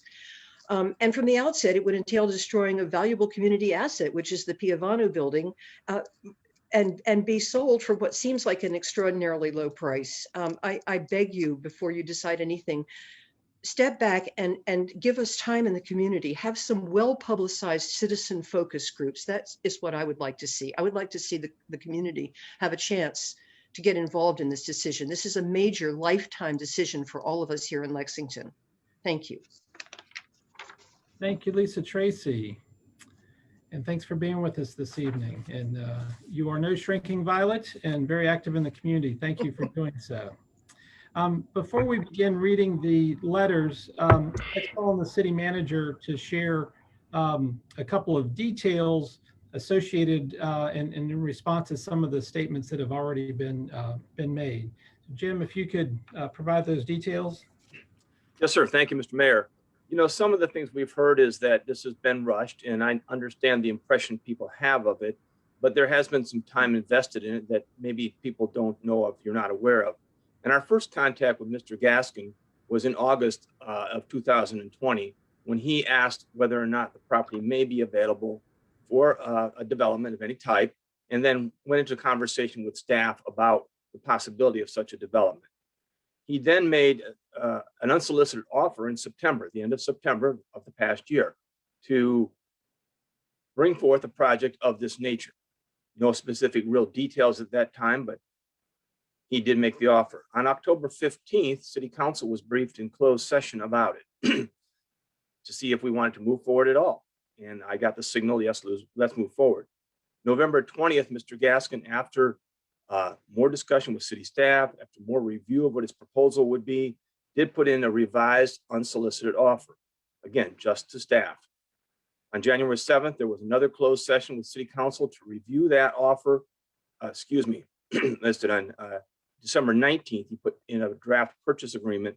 And then on January 7th, there was a closed session where that was discussed with City Council. On January 19th, the purchase agreement was finalized. On January 21st, it did appear before City Council at a public meeting for discussion and review and introduction of the proposal. On February 2nd, he did have a presentation and listening session that was publicized in the newspaper and on website, city website, Facebook, etc. February 10th, 11th, and March 1st, we had another presentation from Mr. Gaskin that was very public and available for anyone to participate in. We also have had a number of conversations with RARA, knowing that this was very important to them and wanting to involve them. I think the chair, Val Malinterno, mentioned some of the conversations, but we started conversing with them in early January and had meetings or phone calls on the 6th, the 11th, the 12th, the 21st, 22nd, 26th, February 2nd, 3rd, and 11th. So there's been significant conversation, very positive and productive conversation, understanding, knowing the concerns they've had. As was already mentioned, staff and I have tried to work with them and look at opportunities in the community for a new home, for something that would come after the Piovano building should this move forward. We also had them participate in phone calls and Zoom conversations with the developer face-to-face. That is through Zoom, of course, face-to-face, on January 6th, January 11th, January 13th, January 27th, February 11th, February 15th, and February 23rd, just to help them understand what this project would be, how we would attempt to move forward. And again, we understand that it's very difficult. Finally, again, as Ms. Malinterno said, the committee that's exploring the possible siting of a new Department of Social Services building did allow them and ask them to participate in that conversation to see if something could happen to partner with RARA to include them in an area, a facility that serves the same clients roughly. So there would be some synergy there and sharing of services, sharing of the site and the facilities that would be available on that site. That decision, of course, has not been made, and RARA has made a decision to withdraw from that conversation. So those are some of the activities that have gone forward in preparation for where we are tonight. And it wasn't done in a 2-month period of time or something substantially short. It was over a number of months that this has been reviewed and discussed and refined to bring you what you see tonight. I don't know if there's any questions from City Council, Mr. Mayor. No, thank you for that presentation and updating us all on the timeline and the experiences that council and the public have had. I just would reiterate that it was in a January open council meeting that Mr. Gaskin was invited, made his presentation, and first made public his intentions of this unsolicited offer, which has brought us to here in March. And grateful for the sessions that he's had with members of the community. And as was indicated earlier, I think by Carol Wheeler and some others, those are archived and you can go back and look and learn answer to a lot of questions that Mr. Gaskin's answered from some of the neighbors and people who have participated in those virtual meetings. So our ambition is to be open, seeking a responsible project and something that's in the best interest of our community. And with that, I would like to call on Marilyn Alexander to begin a reading of the letters. Mr. Mayor, I would like to have 3 minutes, please. I didn't know how to go about putting it on the agenda. Mr. Joe Henning, thank you for being with us. And Leon Joe Henning of Jordan Street, you have your 3 minutes. Please proceed. Okay, thank you, sir. Thank you, Mr. Mayor and City Council. One comment, I had to use the best secret agents I had in town to figure out how to get on this Zoom meeting. It wasn't broadcast anywhere. I'd say that ought to be corrected next time around. Also, I come from an engineering background, and when you have a project, everybody works as a team to try to make it all happen and pulling together in the same direction. And if the more complicated the project is, we always look about what happens if it's not successful. What do you do? And Mr. Gaskins talks about his business model. Well, if his business model fails and he doesn't get the response that he's looking for, the rental that he's looking for, it could easily be turned into a government subsidized housing development, which I've heard tonight I don't think anyone wants. There's other places that are better suited for that in the county or in somewhere in Lexington perhaps. But we should proceed in a Lexington manner on this, and you've indicated that that's what you're hoping will happen. But it's this could fail.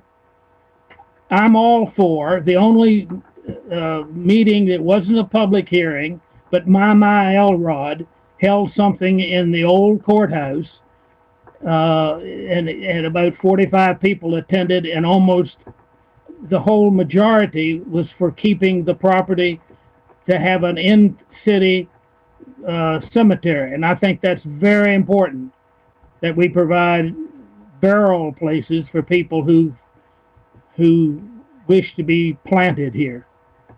One of the other mistakes, and I asked the editor of the Lexington Gazette, I looked all over for pictures. On the first propaganda Zoom, which I participated in, I was amazed and astonished at the size of what was presented. It looks like something that would be along Interstate 81 in Harrisonburg. So it is overdone. The people that are in town, I don't see they gain anything. They lose their voting place. They lose their, as Lisa said, the closest to a city gathering spot. So please, members of the council, and don't get all washed away with this. Let's do it right, and I'm recommending it be tabled. Thank you.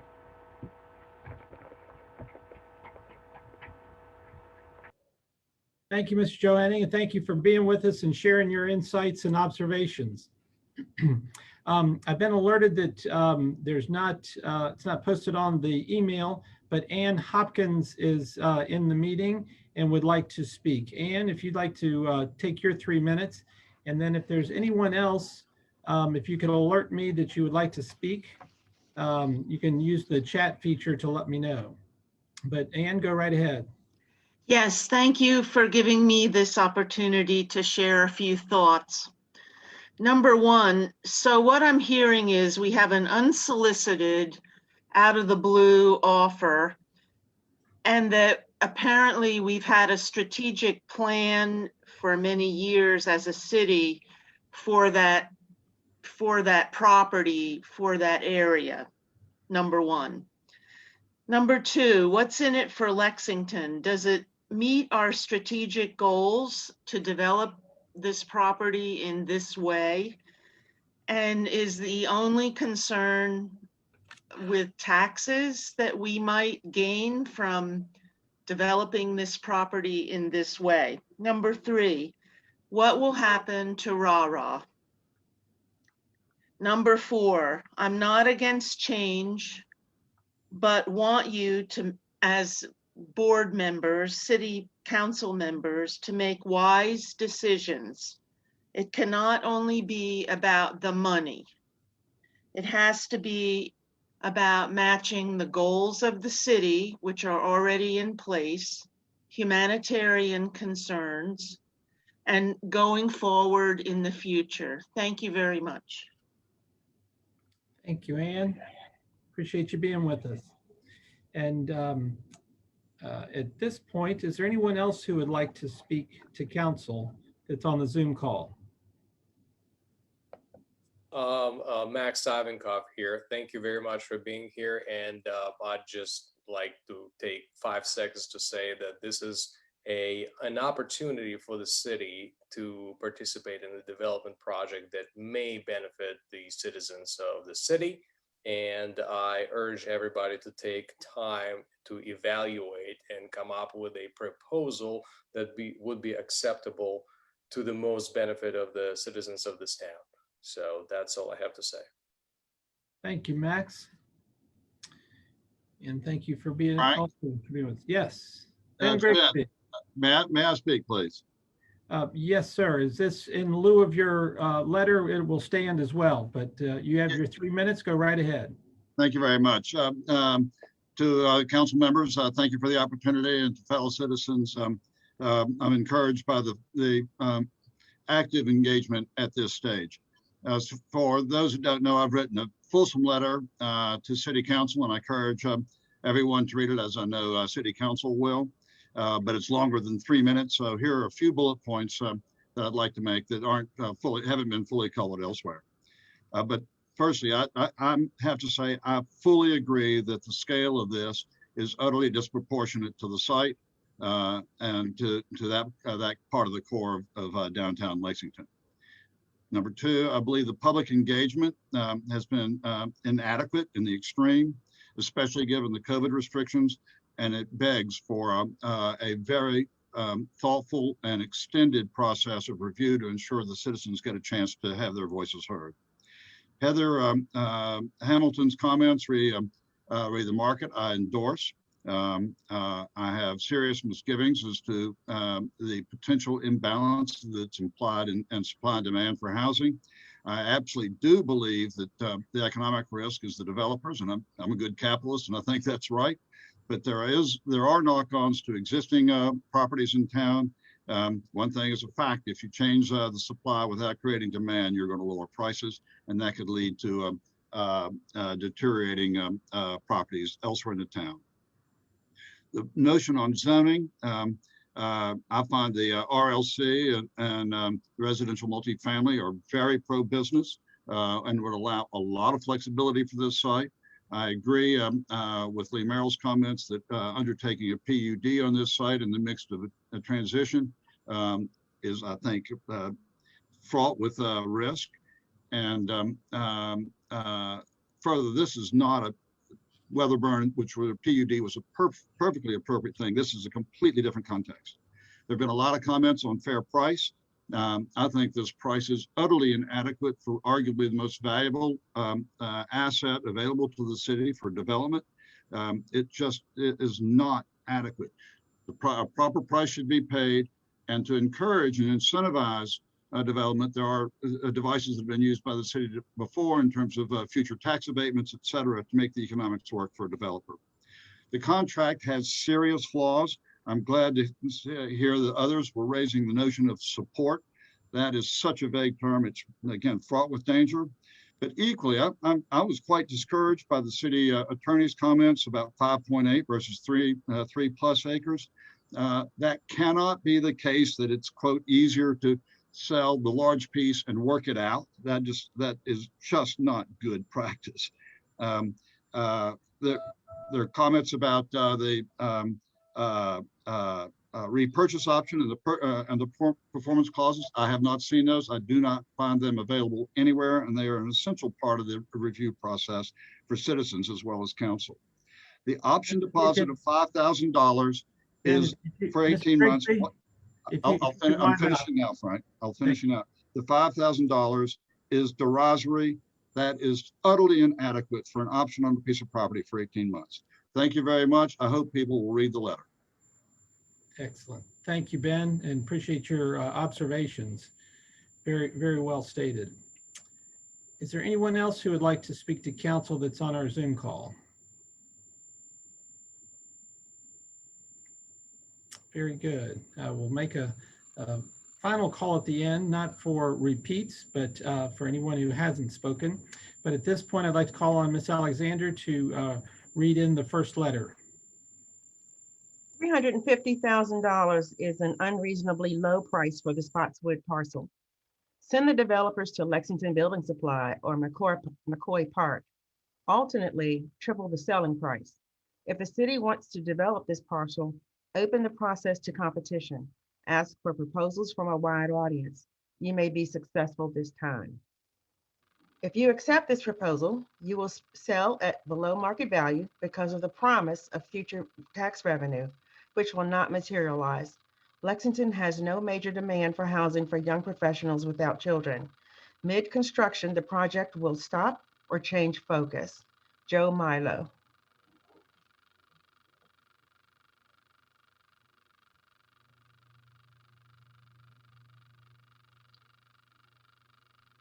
Charles, you're muted.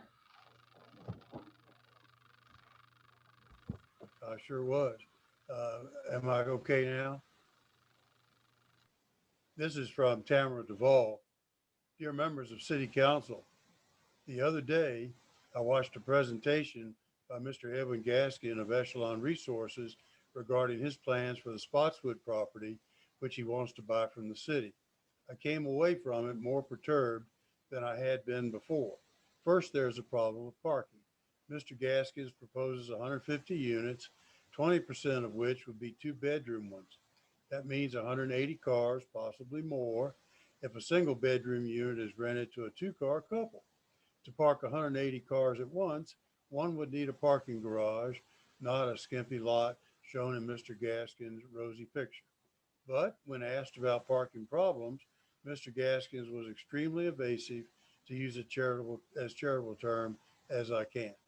He mentioned streets being congested everywhere during parties.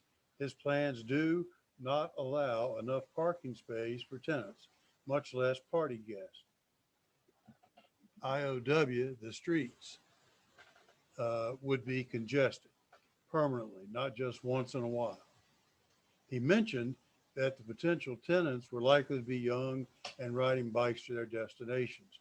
That may be true in big cities with well-developed public transportation. In Lexington, you don't go shopping on a bicycle, much less on foot, which was another suggestion from Mr. Gaskin. And even where public transport is easily available, people still have cars, and those cars need to be parked. During the presentation, someone asked about the spillover cars being parked in the hospital parking lot. Mr. Gaskin ignored that question entirely, but it is a valid one. I live at Providence Hill, the other end of town, so parking congestion at Spotswood, Houston, Taylor, etc. does not concern me personally. But I do use the hospital every once in a while and would not like to see it inaccessible. What would Echelon do to prevent that? And can that prevention be written into any contract with Echelon? Second, there's the question of the price offered by Echelon for the property, which to me seems ridiculously low. My own property is less than half the size and has been assessed for tax purposes higher than the price that Echelon is offering. Has the Spotswood property been assessed for tax purposes, and if so, at what value? Third, there's the issue of the Piovana building, which Echelon plans to raise. Currently, it houses RARA community table and is also the place where all of Lexington comes to vote at least once a year. RARA, in particular, is of immense value to the community, far beyond housing the food pantry, which serves Lexington, BV, and Rockbridge County. The current building, especially the warehouse part of it, where I volunteer once a week, could use an upgrade, heating and cooling the warehouse part, but otherwise it serves its purpose very well. It is centrally placed, accessible to people from all the areas it serves. The warehouse area is commodious enough to allow for shelving of items we dispense as well as the surplus when we have it. The office space, while small, is internet connected and allows people who work there to manage the needs of the area population beyond supplying food. It should be the business of Echelon, not the city, polling place, and not RARA and a community table to find equally suitable and acceptable replacement sites for all of these at equally low prices and to pay for the move. If the city decides to sell the land to Echelon, I hope it will make a non-negotiable condition that Echelon will have to meet. Fourth, the issue of revenue. There's no doubt that the city does need new revenue sources and that there are very few options we have. The slope next to the RARA Piovana building should be developed, low-income housing perhaps. But should the city decide to sell to Echelon, would there be any safeguards built into the contract? What if Echelon, after building the monster beehives, decided to sell to W&L or VMI, both of which are tax exempt? Both of these institutions need housing for their visiting professors, etc. But because they're tax exempt, the city has been reluctant to grant permits for new buildings. What if it's just a runaround trying to avoid those restrictions? In that case, the city would be left with all the headaches, water, sewer, paving, policing, while Echelon would end up with all the profits. I hope the city considers all those aspects before making a decision. Best regards, Tamara Duvall.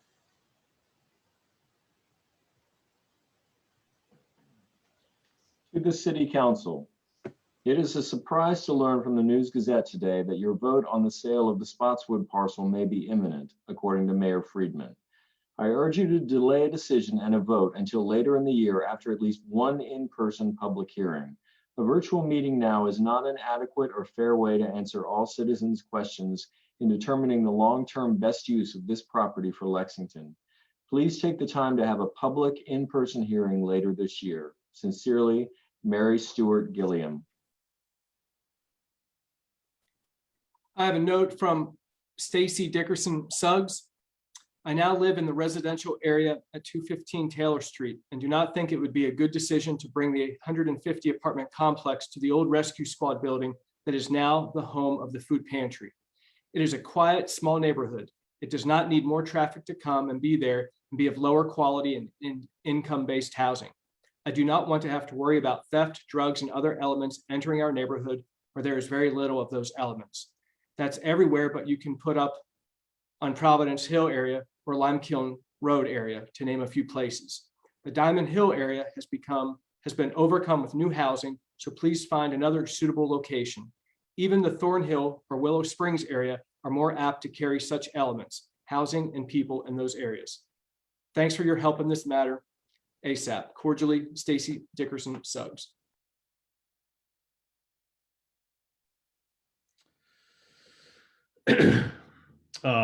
I am writing to say, from Sarah Carter, I am writing to say that I don't think the sale of the Spotswood property as proposed is a good idea or good for our community. Please reconsider this. There are more people paying attention and unhappy than the powers that be in the city realize. Let me say that again. There are more people paying attention and unhappy than the powers that be in the city realize. The job description is to be a good steward of assets and everything else that creates a viable, thriving community. there are ripples, i.e. unintended consequences to every action. Sincerely, Sarah Carter, 101 West Preston. A letter from John Seabrill. I am adamantly opposed to the proposal before council to sell the above property for the following reasons. 1, price is far too low. The assessed value of land only for nearby properties would indicate a value of $3 million, almost 10 times the current offer, which includes a substantial and valuable building. 2, the developer's plan is flawed. There are no employers in the area to entice young families to locate here to rent these proposed units. 3, as W&L continues to require undergraduate students to live on campus, additional apartments and single-family housing for much-needed low to moderate income families will become available, eliminating the need for additional apartments. 4, the previous plans put before council to utilize the space as a park, scatter garden, as additional options for the adjacent cemetery, which is running out of space for burials and therefore cash flow to sustain itself, needs to be seriously reconsidered.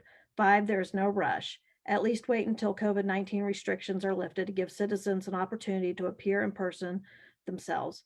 John Seabrill.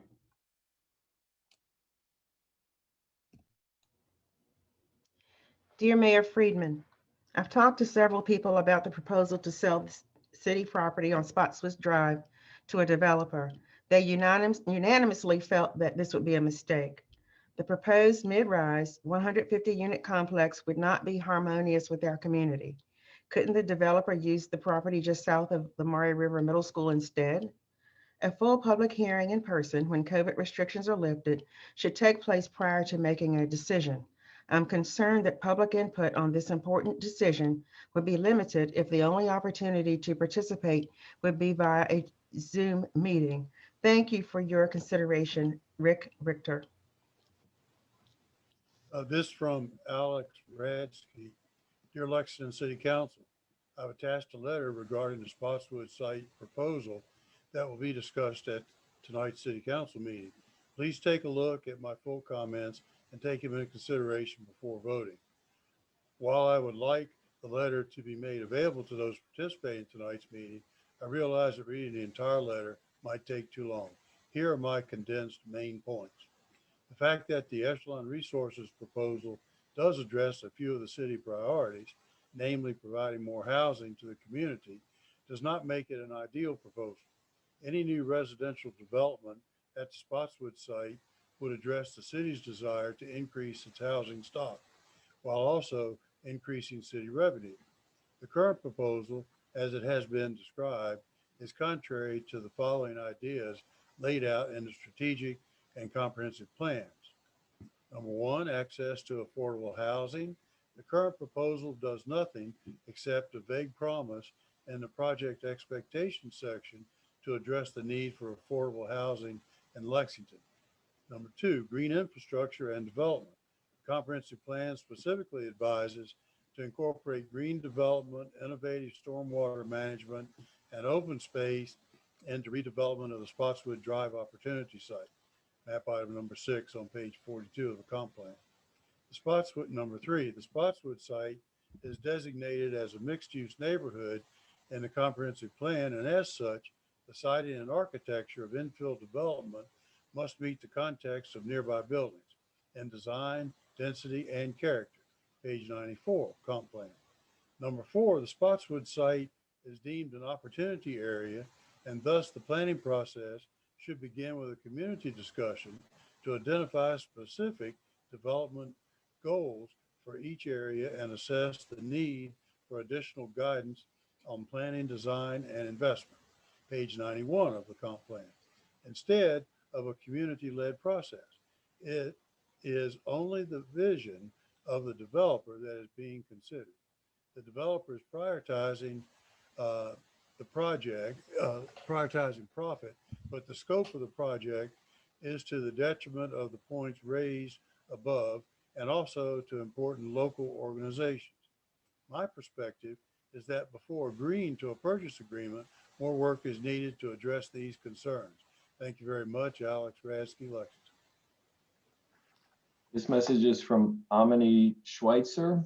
As a property owner on Varner Lane with a view of the hospital, I am very concerned regarding the proposed apartment project under consideration. After watching some of the Zoom meeting last night, I'd like to state my concerns here. 1, the height and size of the complex is excessive for our neighborhood. If a smaller project were to be considered, it would seem viable. 2, the density of this apartment complex with very limited parking will impact side street or hospital parking for their overflow and will create traffic issues. 1 parking space per unit when there might be 2, 3, or 4 persons living in a unit, all potentially with cars, is setting up an extremely unfortunate dynamic. Our beautiful town and this quiet part of it will be negatively impacted forever. 3, from my house, I can see the hospital. There is some noise issue from the medevac helicopter, but we are accustomed to that as a need to support the safety and lives of those requiring medical attention. One becomes used to it, even embracing it for the cause it serves. The concept of constant noise pollution from too many cars in and out of the neighborhood on a constant basis is something altogether different. 4, I believe a 5-story apartment building with the density proposed is detrimental to the health and well-being of those who already live here. Its height alone will be an eyesore. 5, I ask the city to very carefully consider this proposal and perhaps offer a counter proposal for housing that would be more reasonable for our city and more in keeping with its charm. 6, I also wonder how this will impact the rental market here, and will something of that density be detrimental to that market in terms of properties already close by in the rental market? 7, I know we have a need for workforce housing, but my understanding is that this project would be more upscale than that. So my final question is, how will this project serve us as a community, other than the obvious answer of tax revenue? Sincerely, Amity K. Schweitzer. I have a letter from Heidi Schweitzer. To whom it may concern, I would like to voice my strong objection to the unsolicited proposal submitted by Echelon Resources Incorporated for the development of the Spotswood site, which is currently owned by the city of Lexington. I have reviewed the Zoom presentations and the associated agreement of purchase, sale, and development. I find the project proposal and the agreement both deeply flawed. What is proposed here is an urban project. Lexington is a small town. 1, the mass and scale of this proposal, 2 buildings at 4 and 5 stories in height, is excessive for this location. The scale would overshadow the existing single-family residential community of small houses and be destructive and detrimental to the otherwise small-town fabric of our city. In this way, it would also set a precedent for future development in the city. Does this project represent the vision that the city has for future development in Lexington? 2, the density at 150 units of 1 and 2 bedroom apartments with a few studios is higher than the property can reasonably support, as illustrated by the inadequate parking shown on the site plan. Has the developer conducted a market study to determine that the market can absorb and pay the rental prices proposed for 150 new units in a single phase development? 3, the parking proposed at 1 space per unit in line with urban environments is inadequate for this project. Lexington residents are acutely aware of the value of a parking space. We are a very car-dependent population. Where do the developer and the city propose that the inevitable daily overflow of cars be parked? 4, it seems clear that the market value of this property is inextricably tied to the development density that the city would allow on the parcel. At 150 units, the price of $350,000 yields $2,333 per unit. That is an exceptionally low land cost for a developer. If the city determines that this massive overskilled project is the right thing for Lexington, then the city should at least negotiate a sale price commensurate with the value of the asset. Has evaluation been done by the city for this asset? 5, the agreement states under seller's obligations that the seller agrees to cooperate and support any subdivision rezoning, conditional use permit, and/or zoning text amendment applications that are being prepared and submitted by the buyer. This appears to indicate that by accepting this agreement, the city would be legally obligated to accept any proposal that the developer brings to the table. Notably missing from the agreement is any reference to project site plan, density, or parking requirements. Does the city intend to give the buyer free rein to bring any proposal to the table and then be legally obligated to approve it via any measure, including rewriting the zoning code? 6, the contract states that the city will waive any applicable utility, tap, or connection fees. It is my understanding that water tap fees are currently $3,067 per unit and sewer tap fees are $2,336 per unit. For a project of 150 units, that represents $810,450 of cash incentive from the city to the developer to purchase land that is already, in my opinion, undervalued at $350,000 for this proposal. In addition to that incentive. Mr. Ziegler, I'll call you on the 3 minutes, sir. Are you sure? Yes, sir. Okay. Let's go to Mr. Paxton, Chuck. Can yield my minute and a half to David, but Lexington City Council, I would like to urge City Council to delay any action on selling the city land behind the Oak Grove Cemetery in response to the proposal of the Charlottesville firm. The proposed development of this property could have a major impact on the city's downtown and on its capital improvements that might become necessary if the development goes forward. It should be looked at more carefully before any action is taken. Council needs to not lose sight of the fact that this property was acquired by the city for cemetery use, and that is still the most appropriate use for it. Residential development should not occur on this site. Respectfully yours, Matt Paxton Sr. From Brenda Beard Griever. I'm writing about selling of the cemetery land on Spotswood Drive to a developer. Unlike most of the city council, I am a Lexington, VA local. There are 3 generations prior to mine that are buried in Stonewall Jackson Cemetery, and 2 more generations that are still here. At one point, I lived with my grandmother, who was born here in 1892. She used to tell me stories of how the church and the McCoys gave the land to the town of Lexington for a cemetery, so there would be a place for the citizens to be buried. I have read the deed dated April 1st, 1949. My grandmother was incorrect when she said the land was given to the town. It was actually sold to the town for $1. The deed does state that they were selling it to the town so the town would take care of the cemetery. The deed states the church trustees desire to close the cemetery to further expansion or to transfer it in its duties and responsibilities to an agency of the community capable of maintaining and operating it. In the mid-1980s, the city of Lexington decided to build the Lexington Life-Saving Crew building where the Piovano building is today. Before that, Spotswood Drive only went from Nelson Street to the hospital, and the cemetery was not divided. When the Lexington Life-Saving Crew building was built, the city continued Spotswood Drive to Houston Street. Years ago, I asked about the land being used for what it was purchased for. At that point, I was told the city was not responsible for the citizens to have a place to be buried. That was a lie. According to the deed where the land was transferred to Lexington, that was exactly what they are responsible for. I was also told that it couldn't be done because of all the pipe under the ground from the medical building on 110 Houston Street. My response was why the pipes were put there if it was still cemetery land. I did not get an answer. The local people of Lexington need a place to be buried. The city needs to live up to their agreement made in 1949. Just because most of the council will move and have a final resting place elsewhere does not give them the right to sell the cemetery. In this week's News Gazette, it said the company that is trying to buy that part of the cemetery will tear down the Piovano building. Since the whole reason that the land was divided was for the life-saving crew to have that building, and they are not there anymore, the city of Lexington needs to stop looking at the local citizens' cemetery with dollar marks in their eyes. The Piovano building needs to be torn down and possibly close that part of Spotswood Drive and put it back as it was before so the city can do what was agreed to in 1949. We are tired of the powers that be manipulating us. Brenda Beard Griever.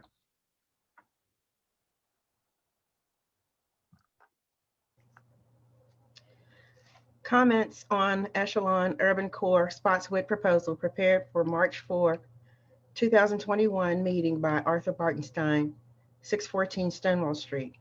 My primary concern with the proposed Spotswood development is neighborhood scale. To quote directly from the Lexington's just updated comprehensive plan, a recurring theme in this plan's community input activities was the importance of preserving Lexington's historic building fabric. Lexington's scenic and historic character was identified as a top asset that community members value. The community recognizes the need to protect the city's distinctive historic character while balancing growth and the changing needs of a 21st century community. Let's talk about building fabric. Unlike many equivalent historic American towns, Lexington has done an admirable job thanks to your leadership, the preserving of the simple order and logic of its traditional village form. Large commercial, institutional, and residential buildings are strictly concentrated within either the central downtown or ample campus or campus-like settings. Examples of the latter include our hospital, Cal Alto, Kendall, Whitehall School, the Farmers Co-op, and of course the university campuses. Outside the central downtown, large buildings refrain from crowding the streets, single-family neighborhood homes and community cemetery and park spaces. Echelon Urban Core is not promising 4 or 5-story buildings. They are saying 4 to 5 stories, 4 levels rising to 5. The only building I'm aware of in this town exceeding 5 stories is the R.E. Lee, now Gin Hotel, 6 stories, just 1 story more. The main block of the Gin Hotel building facing Main Street measures 50 feet. The larger of the 2 proposed Echelon Urban Core buildings is 340 feet long, close to 7 times greater length than the Gin Hotel. Harrisonburg, Charlottesville, Stanton, increasingly found charming thanks merely to remnant preserved downtowns. Lexington citywide retains its traditional village form. The comprehensive plan is loud and clear. Its capstone vision statement, quote, "The city of Lexington will develop strategically and will sustainably by diversifying economic opportunities, housing options, and transportation methods while protecting the city's rich historic and natural resources and enhancing the quality of life enjoyed by its residents and visitors." Please don't get me wrong. I don't dream no development. I'd advocate development sympathetic in scale, respectful of its surroundings. A 3 to 4 story less dense multifamily residential development set comfortably back from Spotswood and the adjoining neighbors could, I do believe, work really well. Thank you very much for the opportunity to speak. Arthur A. Bartenstein. This from Jonathan Vaughn and Robin Youngblood. Our family lives on Houston Street with the property in question located directly behind our house. We do have a few questions and concerns about the proposed building plan. Number 1, how will construction affect the drainage ditch that is already present in the proposed area? When it rains, the lots in consideration already fill with standing water. The drainage is already strained. Number 2, will the construction increase the flood risk for the area, especially on Houston Street properties? Number 3, how will the construction affect our home values? Number 4, how will the apartment affect our property taxes? Number 5, there are a lot of high-end apartments in the area. Why do we need any more? 6, there are a lot less low or mid-cost apartments in the region. Why flood the market with more of what is already available? 7, while the proposal says these apartments are for younger professionals, how will you guarantee that the tenants will be that and not just undergrads? Number 8, if these apartments are going to be targeted to young professionals, would they even be able to afford the high-end apartments? Number 9, a lot of higher-end apartments are used by W&L students. How will noise complaints and police responses be addressed? Number 10, the proposed area shows inadequate parking spaces for the apartment's residents. Can they guarantee a minimum of 2 parking spaces per unit? Number 11, one of the hospital's main roads will go by the entrances of the apartment. As it is a highly accident-prone area, how will this be taken into consideration? Number 12, if the food bank is being torn down for this, where will it be relocated? 13, how will the construction and existence of the apartment affect hospitals, local traffic, and response? 14, will they do traffic studies and follow the proposed solution? 15, if they're going to build access roads to the apartment, where will they be located? 16, how will construction affect buried and above ground utilities? 17, if they are building in the area, Will they be building an alleyway behind Eastern Street's houses to reduce the necessity of on-street parking? 18, the proposed development removes a popular park area where residents take children and animals. In exchange, will they be burying above ground utility lines and adding an alleyway for permanent access to our properties? 19, how tall will the apartment be? 20, is the developer aware of the helicopter traffic at the hospital? The apartment will be next to the landing pad and on the flight pad. We would appreciate some more clarity and consideration on how this will affect the neighborhood. Sincerely, Jonathan Vaughn and Robin Youngblood. My name is Margaret Carroll. I reside in Carrs Creek, but spend a lot of time in the city. I would like to voice my concern over the project to sell the Raro building for so very little with no plans, if I understand correctly, to replace the community function of that building and at the cost of putting up a light and no way to replace the open green space all communities and cities should have for its residents.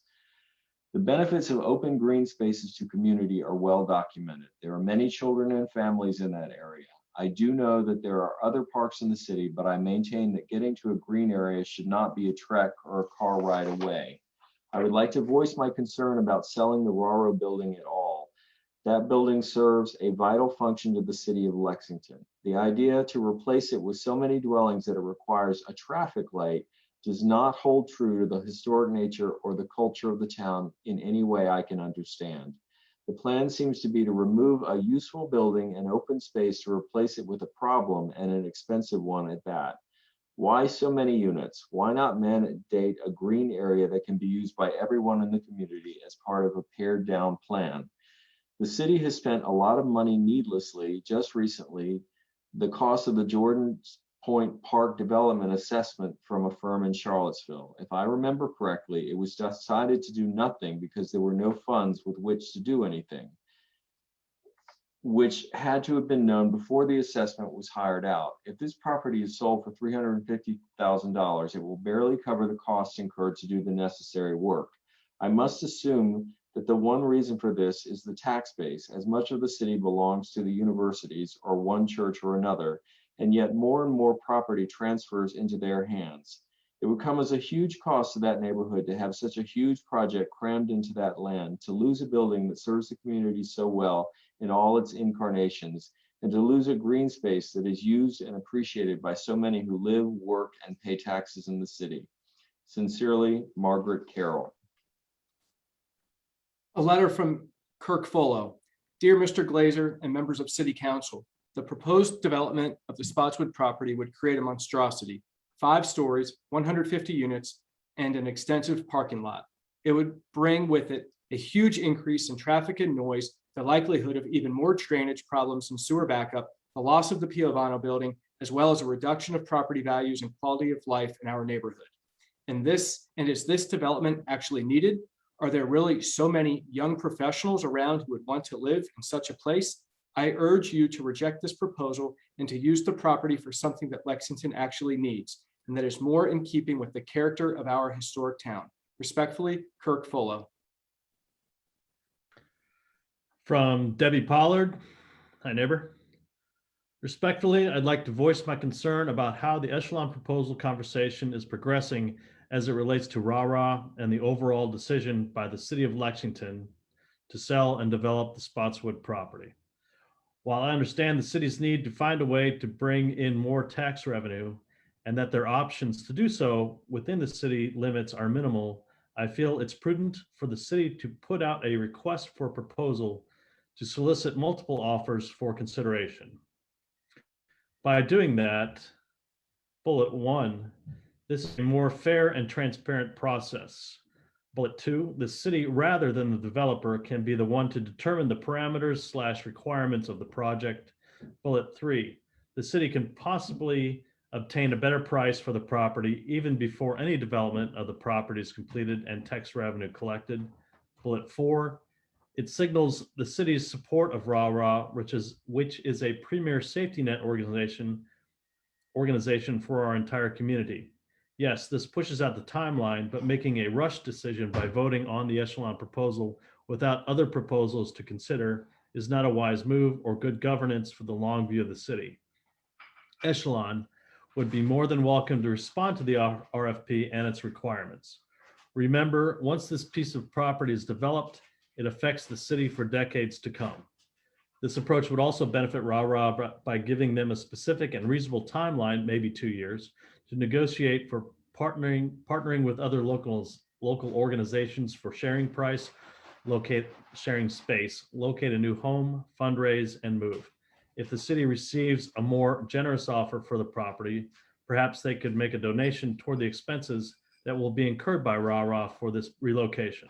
Possibly a different developer would consider incorporating a new space for RARA within its design, if that were to be one of the city's RFP requirements. The services provided by RARA take a considerable burden off the city government, so we owe this to them. The cost of housing in the city has placed us out of reach for many who work here. I firmly believe the city should require any developer who bids on the RFP to include a percentage of housing units in the overall project as lower income. We have a very significant need for affordable housing within the city limits, so including this requirement would help to address that issue. This type of requirement has been successfully instituted in multifamily housing developments in Fairfax County with great success. It provides qualified low and moderate income households the opportunity to live at a reduced rent in privately owned and privately managed market rate apartment communities. There are likely federal programs available through HUD to assist the city and developer in this effort. Thank you for hearing my comments. Regards, Debbie Pollard. A letter from Gary Roundy. Dear City Council, my wife and I own a home at the intersection of Houston and Spotswood Drive, 98 Houston Street. Following our comments previously sent to the planning director, I would also like these to be included in the public hearing. 1, I was only able to check in sporadically on the virtual public meeting held by Echelon Wednesday, February 10th. At one point, Mr. Gaskins mentioned studies that he read that established the need for this type of housing, that their project would provide in Lexington. I would like to know if the city is familiar with these studies and had sourced or accessed the same. I would appreciate the city making those oh shoot, I just lost my, I apologize to Mr. Roundy. I just lost the,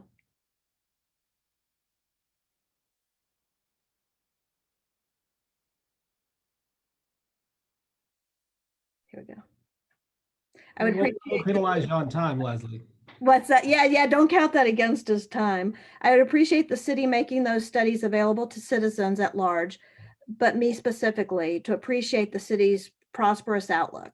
I am presently unaware of the opportunities coming our way that will result in a need for the proposed 150 unit complex capable of being filled by persons able to afford the $1,200 to $1,800 rent called out during the Echelon presentation. Nothing in the presentation suggested that these units would house mostly retired persons. So where do the studies indicate the majority of these renters will work, or where will they be attracted from? 2, mention was made in the February 10th presentation that the community table in RARA, but let's not forget the city's only voting precinct, would be relocated well in advance of the demolition of the present facilities. I would say those alternate sites should be identified and arrangements made before any agreement with Echelon. I would like to know that the convenience and costs associated with provision of those services at another site is comparable to what is being experienced now in the central location. Lexington citizens should be in no way disadvantaged by this private enterprise. I am not interested that my taxes go up to cover an unknown relocation cost that should have been made part of a project capital expense at the time of signing. 3, traffic at the intersection of Houston and Spotswood streets is high now at a location frequented by children making their way to school, the pools, downtown, or kids' place. Another 150 cars will not help that already sketchy situation. 4, impact to the immediate surrounding properties, such as litter by persons or their animals and noise, both during construction and long-term, will increase. I can easily imagine the need for local owners to have to invest in fencing to minimize the impact from both. 5, the small setback required will do little to reduce the overwhelming spectacle of the structure as much as 5 stories high, mere feet from my backyard. 6, an ironclad performance guarantee should be part of any agreement to sell the property that includes return of the property to the city at price minus city costs. If further due diligence by Echelon results in their finding the intended project will be financially unfeasible, and if undertaken, what will the city's burden be if after some years the customer base necessary I lost it again, but I think I was my time was up. Yes, time expired. Thank you, Ms. Strawn. Ms. Alexander. My name is Philip Patterson, and I'm a resident of Houston Street, which is a very nice neighborhood of family homes and school-aged children. The idea of the fact that the town of Lexington wants to sell the last open land in town to a developer is beyond me. And to tear down the Piovano building, which is a very popular meeting place for all members of the community to meet, have a nice meal, and home up to the food bank, is such a waste. It is a very well built building and would cost a lot of money to rebuild it on another site. Its location now is perfect. Why let the beautiful property go for such a cheap price? Seems that quality of life is being forced to yield to the almighty dollar. And to add over 150 apartments on such beautiful open land is a true waste. With 2 cars per unit, how will over 300 cars exit and feed into Houston and Nelson Streets? Houston Street is overloaded now with rush hour traffic, and for most cars to exit onto Nelson Street will require a new traffic light at what cost to the town? Can't a development of this size be located on land outside of the city, of which there is an abundance? It's like the developer wants to stuff 10 pounds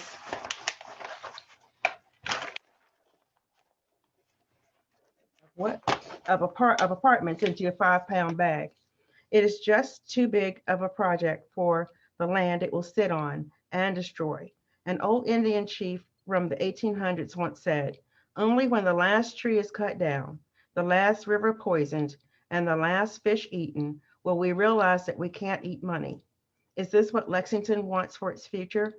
Such a beautiful historic town. So please think twice about selling it to a developer who has his own interests, and they have nothing to do with the town. And any real estate taxes it does generate will be eaten up in extra town expenses.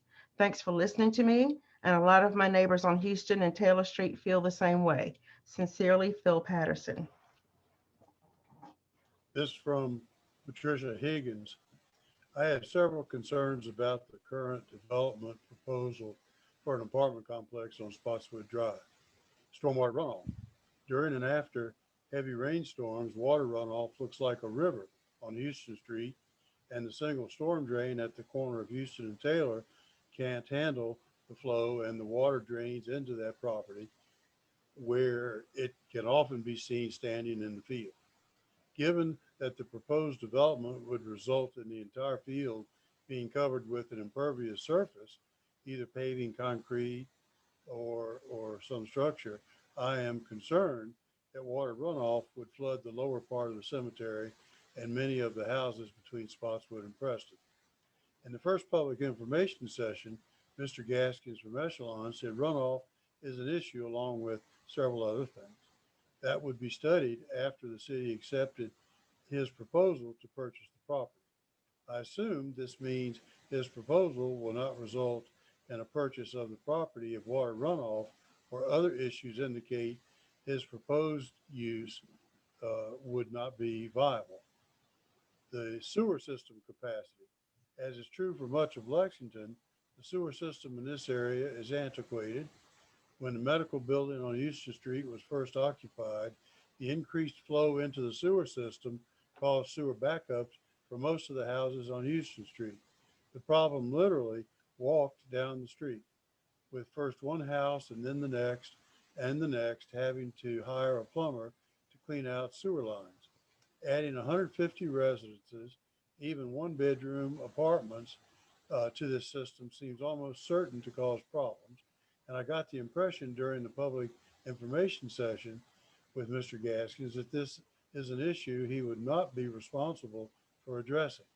Will the city determine before agreeing to this development that a serious problem will not arise if this development is completed?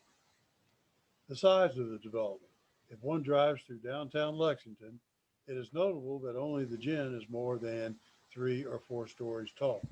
It seems a 5-story building in what is essentially a residential area will be an eyesore and look out of place and inconsistent with the surroundings.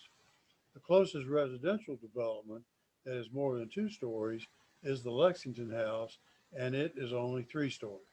If one imagines 2 more stories on top of the current building, it would tower over the area.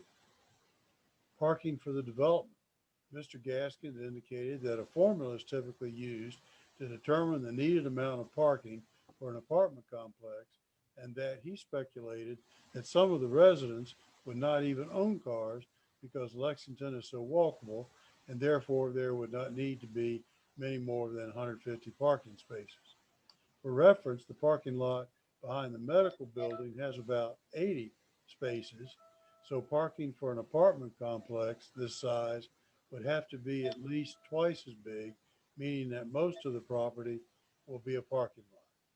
And Mr. Alligood, thank you. 3 minutes has expired, and I do encourage folks to consume the rest of this writing from Ms. Higgins. Dennis.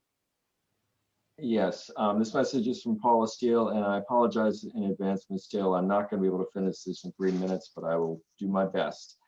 Director and City Council, I am very confident that you did not, as is falsely stated in your letter, act as elected officials and watchmen set to guard my interests as a tax-paying homeowner of my home on the Spotswood parcel as you addressed it. Neither am I your dear neighbor, nor is anyone else living in residential homes and paying bills and property taxes to the City of Lexington on Houston Street, Taylor Street, Nelson Street, Spotswood Drive, or any street accessed by these streets. On Monday, I returned from intravenous chemotherapy and was extremely sick all week. My driver found an unaddressed, not mailed, not stamped, not delivered or signed for letter in the dirt and leaves of my flower bed. My neighbors found theirs in similar places, under dirty mats, under a rock. 2 neighbors are out of town, and I'm sure the owners of the 2 rental homes were not informed honestly and responsibly either. Are you even informing the residents on the above mentioned streets? Of course you are, or letter would not be addressed as is. They will be heavily affected in negative ways by your decisions. Exactly how did you inform us of the 3 already held virtual public meetings on February 3rd, 10th, and 11th? I have not found a single neighbor who knew about these virtual public meetings. Were they mailed official letters, emails sent? Even if you actually did as you said and responsibly knocked on the door of just the 5 homes on the Spotswood parcel, it was too little too late as you intended it to be, taking full advantage of a disaster such as COVID for your own agendas and purposes. I have said this for you to understand. I do not trust you now. I know it is a waste of time to address the issue at this point as you intended it to be. Already a done deal, but don't think for 1 minute we were legally informed. We were not, as I just established. Secondly, it is another false statement that you plan a high-quality residential community. It is a bad location and not enough room to be built as such. It will be a low-quality apartment complex that will be a disaster logistically. No one who even glanced at the proposal would think for a minute it could be high quality. The 4 years my son was at the United States Air Force Academy in Colorado Springs, the city experienced exponential growth, mostly in the form of real high-quality condominiums. Since my father was a college professor, I lived my whole life in college towns. I am familiar with the type of multiple living you are proposing, and it is the worst possible place for one.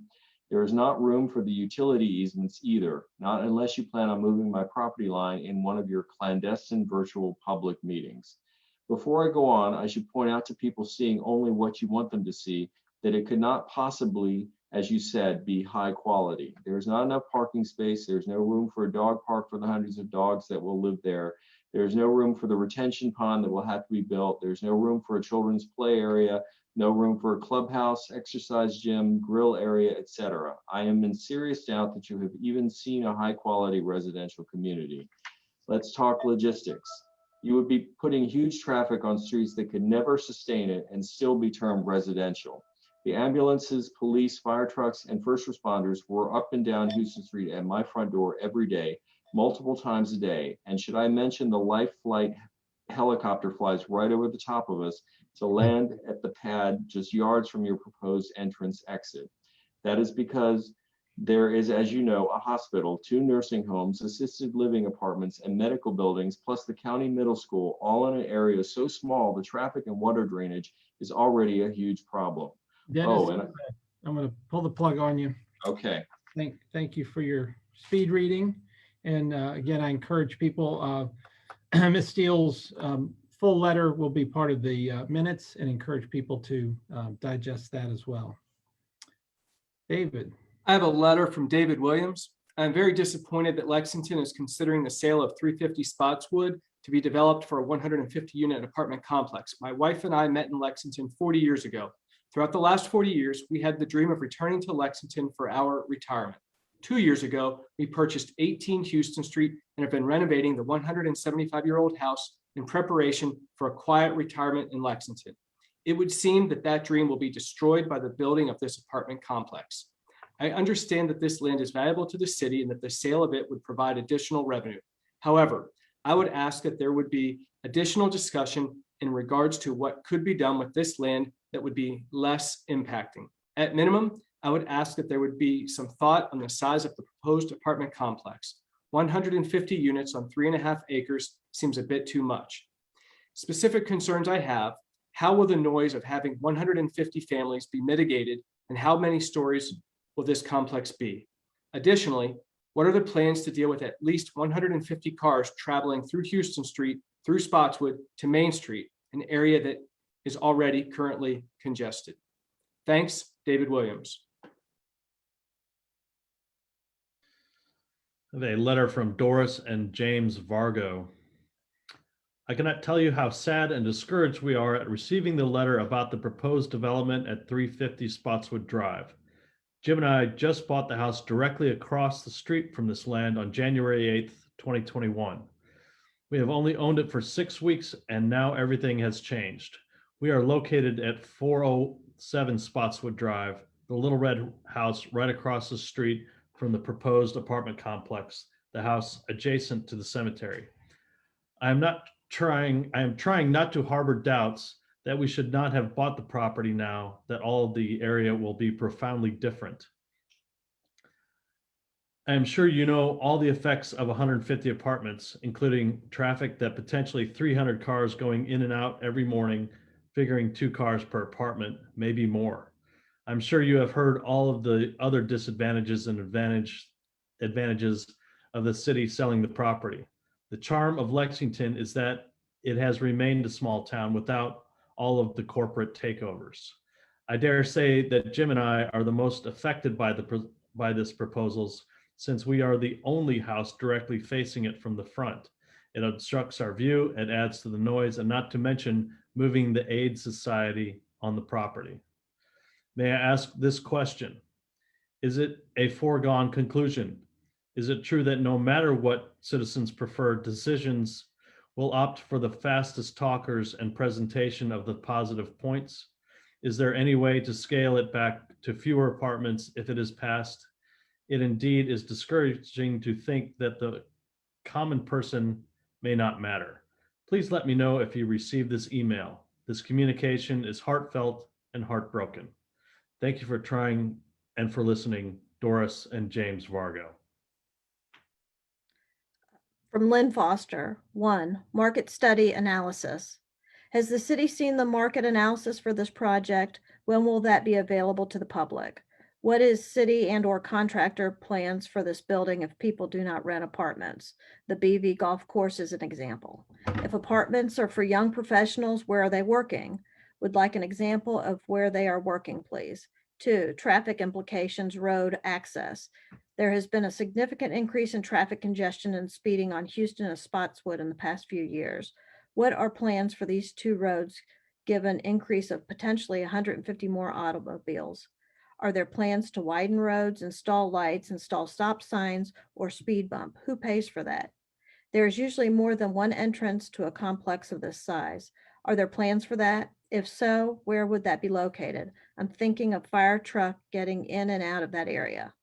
3, apartment bylaws and association. Will there be an apartments association? Will city and or local neighbors have input on bylaws? 4, city water sewer treatment plant. Can the current water treatment plant accommodate another 150 people or will it need upgraded? 5, noise abatement measures. Are shrubs the only noise abatement between apartment and row houses on Houston? Will the city require more noise abatement measures? 4, other contractors. Will the city obtain other bids for this property and entertain suggestions for other potential projects? From Dorothy Blackwell. I'm writing to let you know that I'm extremely opposed to the 150 unit apartment complex. I feel that it's cramming way too many units in a small space. It also destroys the character of a family neighborhood. I know the city needs the money, but will the sale of the property make up for the lost revenue from the decrease in taxes collected because our property values are going to plummet? Also, is the city prepared to make reparations to surrounding property owners for the loss in value of their properties? Please don't ruin our neighborhood and our homes by adding these units, which are so out of character for Lexington. Dorothy Blackwell, 502 Taylor Street. This next is from Carolyn Manspot. For all the good and opinion matters from a local resident, I am still voting no for the sale of Spotswood Drive property and demolition of Piovano building. I happen to have known Mrs. Piovano and her generous donation to build that building, and I am sad that the city does not see it being used as a community building that would benefit many. So you are basically selling the land for $350,000 and giving the building away. Carolyn Mansfield. My concerns about Spotswood project. Can the city council wait until the end of March 2021 to vote on the sale of this property? 1, sale price is too low. Prime land of that size is worth more than what is offered. 2, height is too high. Limit to 3 stories. 3, limit the number of units by half. 4, limit it to 1 building. 5, add more green space and trees to complement the cemetery. I attended all 3 of the virtual meetings and voiced my concern of increased traffic for walking children to school. I voiced the rent will be too high for someone to pay $1,200 to $1,800 a month. Not enough high-paying jobs to support those tenants.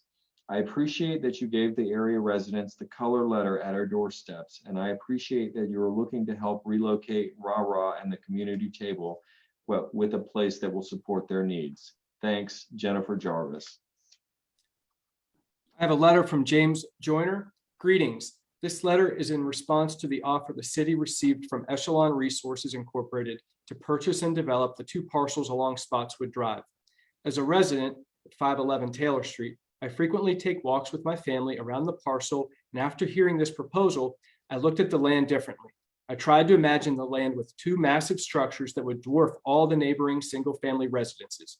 I am not opposed to development, but I'm struggling to see how this proposed development fits in our city.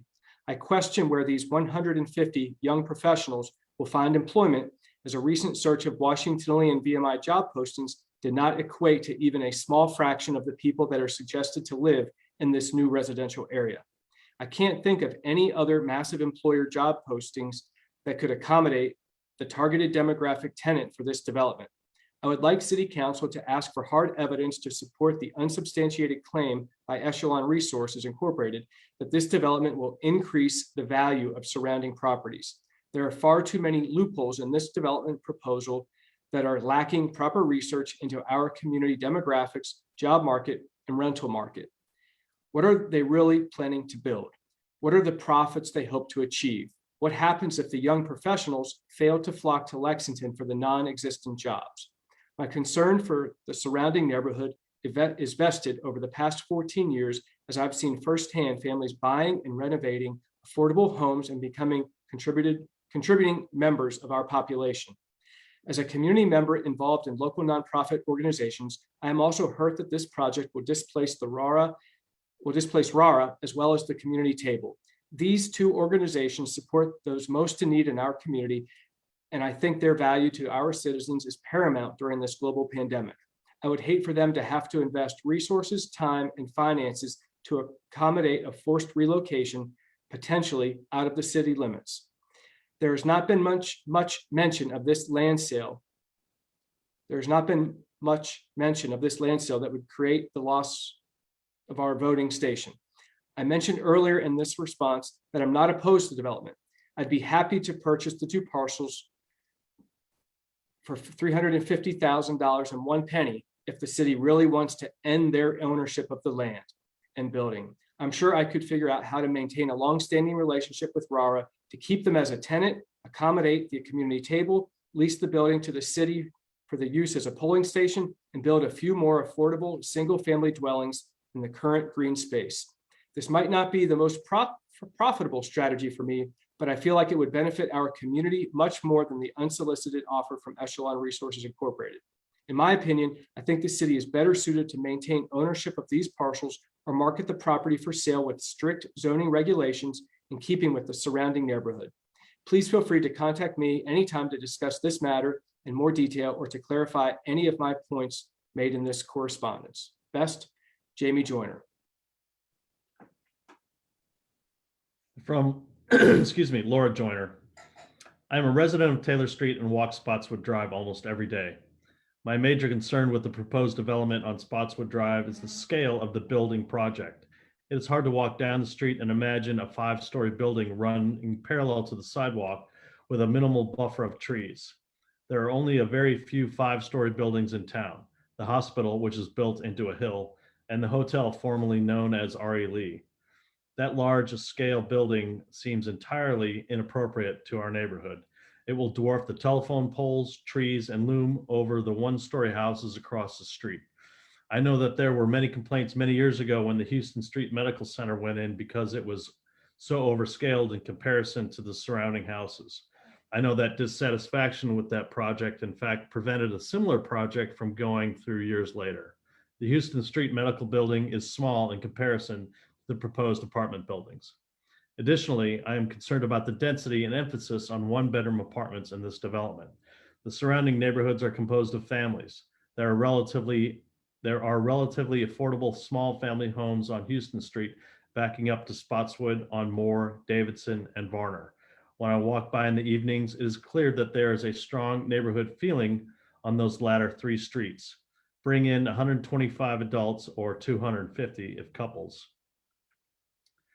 to a large development of upscale apartments along with their cars would be a drastic change to the nature of the neighborhoods. I'm not against development of the Spotswood area. I understand that this is the last large parcel in the city, and we have an opportunity to envision and improve our city through how we use this space. I, however, am much more concerned with bringing jobs to the area than upscale apartment living. Finding jobs in Lexington is a huge challenge. That is, my husband had to commute almost an hour to neighboring communities for the 15 years that we have lived in the city. I am not sure how this proposal addresses that major challenge in the city. Additionally, I'm a bit confused on where these proposed tenants are coming from. If W&L continues its consolidation of housing for its off-campus students, there will be an abundance of empty apartments in the community. I have concerns as well about where the key services in the Piovana building would be housed: food pantry, community table, and voting precincts. I think that it is important that these services be centrally located and is easily available to all citizens. I think it is very important that council consider what our greatest needs as a community and base their decisions about the Spotswood proposal on those needs, rather than the ease or expediency of having a proposal on hand. Thank you for considering my thoughts. Laura Joyner. From Steve and Ruth Coiner. Dear Mr. Glazer, it has always been our understanding since we moved to Lexington in 1972 that this property in question was to be used for the cemetery expansion. This property is located right across Spotswood Drive up to Houston Street, should not cancel that intention. The present cemetery is filling up rapidly, and there does not appear to be any places or options for further space anywhere else. It has never made any sense to us why there would be any other consideration for this land, but as an extension of the cemetery. Our neighborhood is a nice place to live. but we are rapidly being squeezed out by doctor offices, public housing, and medical offices. These continue to drop the value of our property as well. Senior citizens need to know if there is no place for them to be buried in Lexington now. What is wrong with considering other land places like the property across from Lexington Prescription Center, the land across from Maury River Middle School, and land on the bypass? Thank you for hearing our concerns, Steve and Ruth Coiner. Howard Mitchell, gentlemen, thanks for your notice. At 89 years, I'm not very conversant with matters such as these, but the idea seems quite intelligent to me. Lexington is a nice place to live. Best, Howard Mitchell, 17 Houston Street.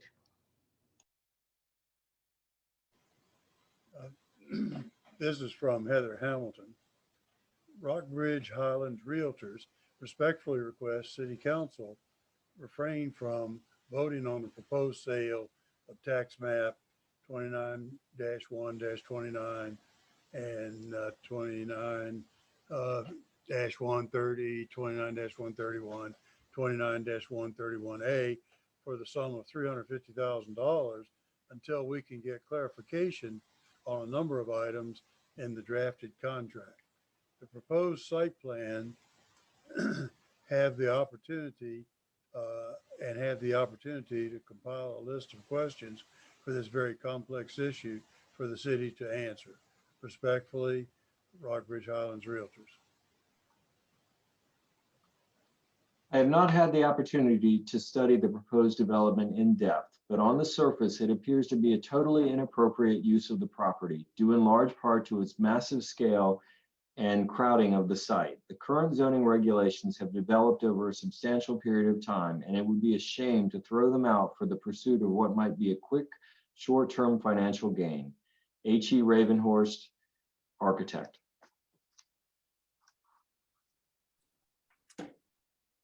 I think I was given a pass by Mr. Grigsby with his letter, but I encourage everyone to read it in the minutes. It has a lot of important points. Thank you, David. Yes, and we could progress to Ryan's. Chuck? I do have some questions that I'd like answered. I'm trying to jam through the earlier sessions to see if they were addressed already.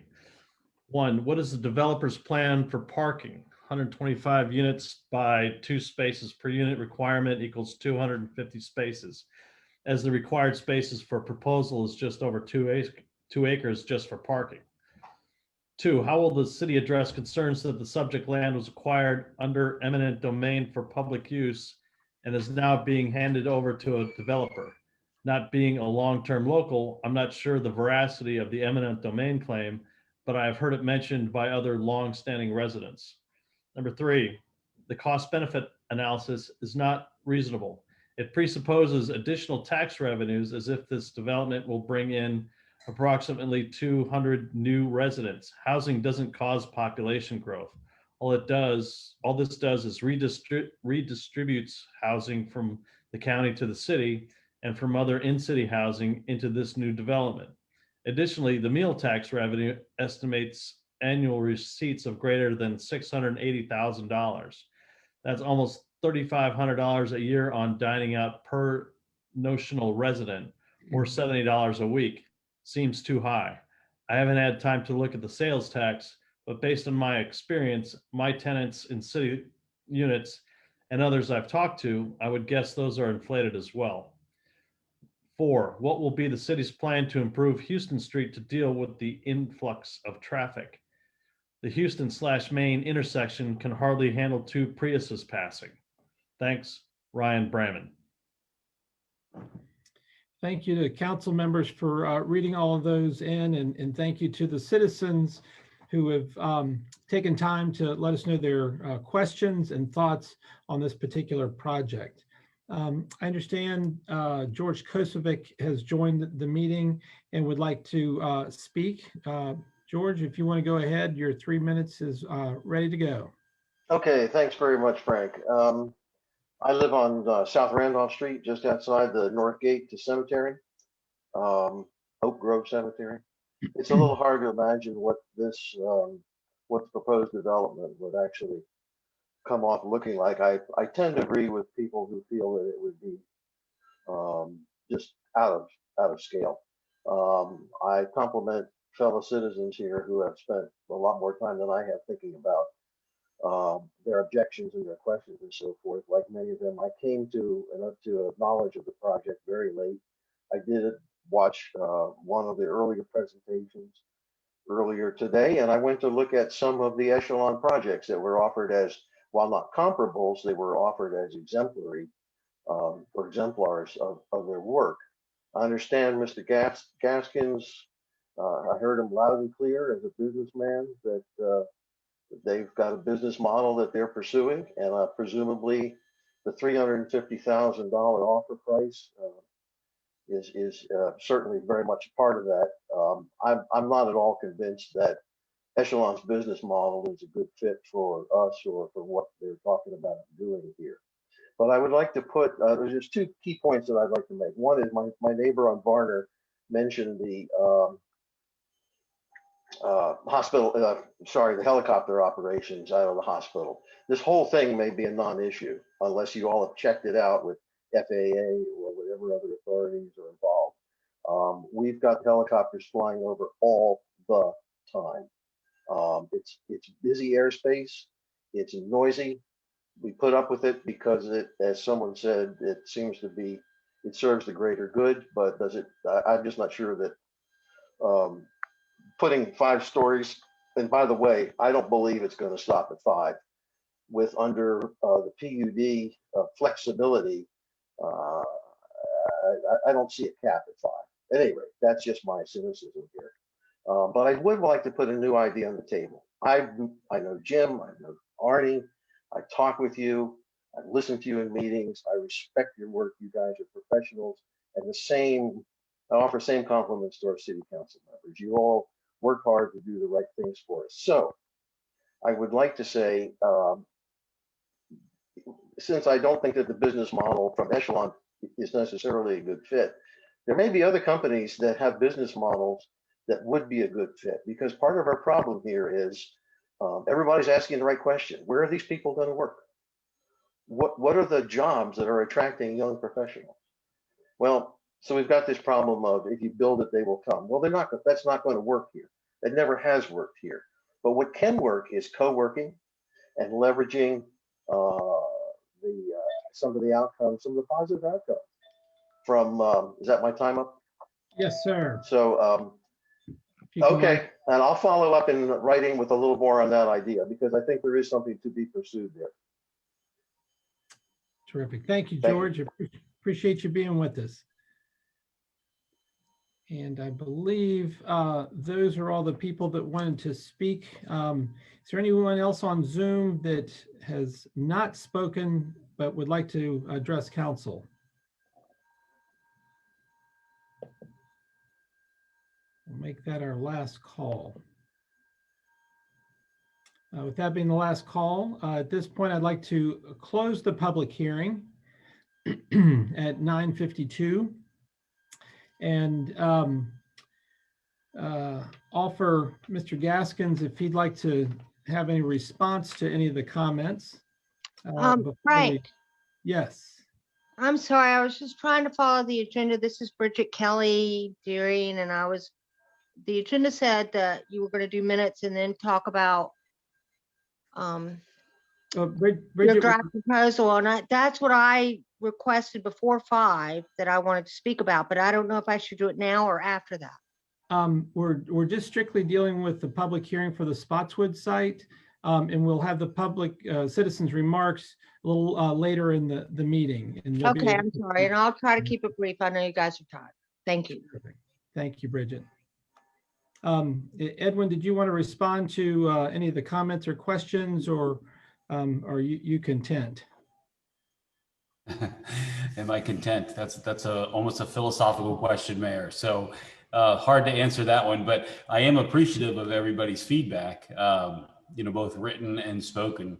A lot of this was also communicated in the public listening sessions, and the themes are fairly consistent. So I think we have, 3 or 4 things we need to work through with city leadership. as we pursue this. So I didn't want to really address any of them here tonight. I just wanted to say thank you for you all for listening and communicating them, and for the public for communicating those themes. Thank you. We are fortunate that we have an engaged community and people that serve on city council, as well as our citizens that are passionate about our community and moving in a positive direction. There are a couple of just observations that I'll share with folks relative to the Spotswood property of information that's come about. One, I'll remind everybody that we welcome your questions and feedback. You can direct those to the city manager's office and to Janie, our clerk. All the information of the echelon meetings and the information on the contract and cost benefit analysis are all available, and glad to deliver that to anyone for their circumstances and review. Wanted to point out something that was brought to my attention earlier today, is that if you want to get a visual scope of a 5-story building, you have, or the size perhaps of the building, you have two options locally. One, the back side that faces Miller Street of the hospital is a 5-story building. So if you drive around to the back of the hospital, make sure you're not driving and looking at the building at the same time. We don't want any accidents, but encourage you to observe. So the scope or the size of this building is actually adjacent to what is being proposed. The other is that when you look at Waddell Elementary, the front of the building, the height is 34 feet. And the estimate of the rear is 55 feet. We don't, I don't have an exact measure, but again, if you look at a Waddell and how it fits in, it can give you some idea for comparative purposes. Also, in the name of disclosure and making information available, currently the Planning Commission has 2 ordinances under review. One is a parking requirement, which currently, Arnie, correct me if I'm wrong, currently is at 2, but the Planning Commission is considering an ordinance change to make it 1.5 automobiles spaces for units. And also line setbacks of 10 feet. Is that to the building or to the overhang? Those 2 ordinances are currently under review by the Planning Commission. Did I say that correctly, Arnie? Close enough, sir, for this meeting, yes. Thank you. And I would also, when we look at housing in the city of Lexington, there's a proposal on the General's Retreat to increase the scope of their offerings. For those of you who don't know the General's Retreat, it's there on Nelson Street between Spotswood and I believe Davidson, across from many of the fraternity houses. So they're looking to increase from 40 some units to 90 some units. Information about that can be obtained from Arnie's office. But again, for folks that felt like they didn't hear about this, I'm hopeful that between the newspaper and the neighborhoods, all this information will get out to people for their review. Next item on the agenda is consideration of minutes. Hey, Frank, can I ask a question? Just so, will there be any time tonight for us to at least address some of the questions? I know we're not making a decision, but I think it would be helpful to possibly address some of these questions, or at least ask. I'd like, if we're not going to, can I ask Arnie a question to help with some of these? What? Yeah. My perception is the city manager has been taking copious notes and will be able to give a list of frequently asked questions and the answers associated with them with Arnie's support. At what point? Not tonight, is what you're saying? Maybe I'm misunderstanding your question. There are several questions that have been raised by residents tonight. And several of them are still on, some have dropped off, so they may or may not hear the answers.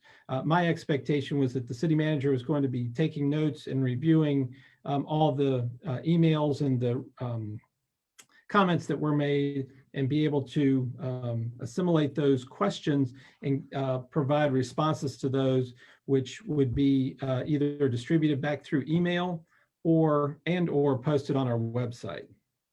Does that address your, I mean, Yeah. if you have additional questions, or if you'd like to start addressing those questions, I welcome that. But that's I mean, is this appropriate time, for instance? Yeah, people. Anytime's a good time. Okay. Well, I will start at least with a couple questions. And first of all, I want to thank everybody for participating in this process, because the only way we're going to have a good project that benefits the city is through this type of participation. Arnie, there were a couple items mentioned about having a traffic study. Will that happen as part of the site plan or at any point? And same with stormwater as well. Site plan is a little bit different with this project, but if they go for plan unit development, and I honestly expect them to go for a PUD for the benefits that it has and flexibility, then yes, a traffic study is required with a plan unit development submittal. Stormwater, they will have to meet the state requirements. The stormwater plan will have to go to the state DEQ's office for review and approval before a building permit can be issued. Okay, thank you. I'd like to provide a little guidance to those that are listening and those that are attending, if that's acceptable. Was that a yes? You were muted. I'll take that as a yes. I'm glad for council to respond as they deem necessary. I would encourage everyone that is listening and attending one way or the other to review our zoning ordinance, specifically the RLC, which is residential light commercial, RM, was a residential multifamily, in the PUD ordinance. And I'd like to highlight some of the PUD language that Arnie has referred to that will likely be the process that this project will take. And this is under section, let's see, 425.2, which addresses the character of development. I think this is worth highlighting. The goal of a planned unit development district is to encourage a development form and character that is aesthetically pleasing and is different from conventional suburban development by providing the following characteristics. And this is where it gets important: pedestrian orientation, neighborhood-friendly streets and paths, interconnected streets and transportation networks, parks and open spaces as amenities, neighborhood centers, buildings and spaces of appropriate scale, regulated parking, mixture of uses and type uses, mixture of housing types and affordability, environmentally sensitive design, and clear boundaries with any surrounding rural areas. And this is, I want to go back to the beginning of that section, a development form and character that is aesthetically pleasing to the area. And I think as this moves through planning and that language is stressed in the development of the project, it's not being overlooked. I think that's worth highlighting and making sure we're not overlooking that. So again, thanks for everyone for attending. It's a big topic, and we'll do everything we can to make sure we're doing the right thing. Thank you. Thank you, Chuck. Mr. Mayor, if I can say something briefly.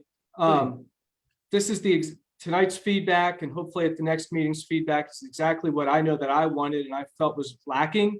I attended all 4 virtual sessions, and we only ever had about 15 people at max at each of them. And I'm really appreciative of staff going door to door. I think I saw Arnie that day handing out tons and tons of flyers. Just as a point of reference, there was a front page article about this proposal on January 27th in the News Gazette, front page. The next week, there was another article, as was a statement from RARA about this proposal. That was the next week.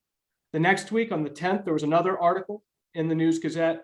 They took a week off, and then there was some more in the next two issues.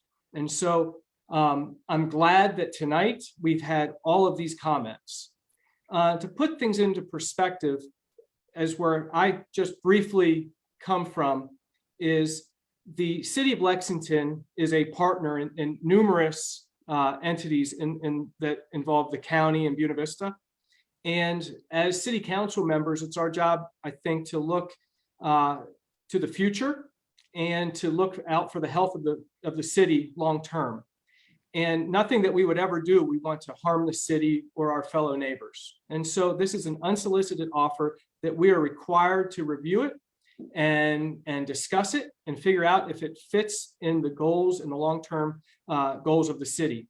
And as a council member, when I'm shared with a proposal, for example, at the high school, that just in the next 5 years, the high school plans roughly $5 million worth of upgrades to athletic facilities at the high school, and our share of that is $850,000 just for upgrades to athletic facilities, we're going to have to come up with that money. And so that doesn't even take into account when the high school is remodeled or rebuilt for, pick a number. Is it 40 million, 50 million? And we would owe 17% of that.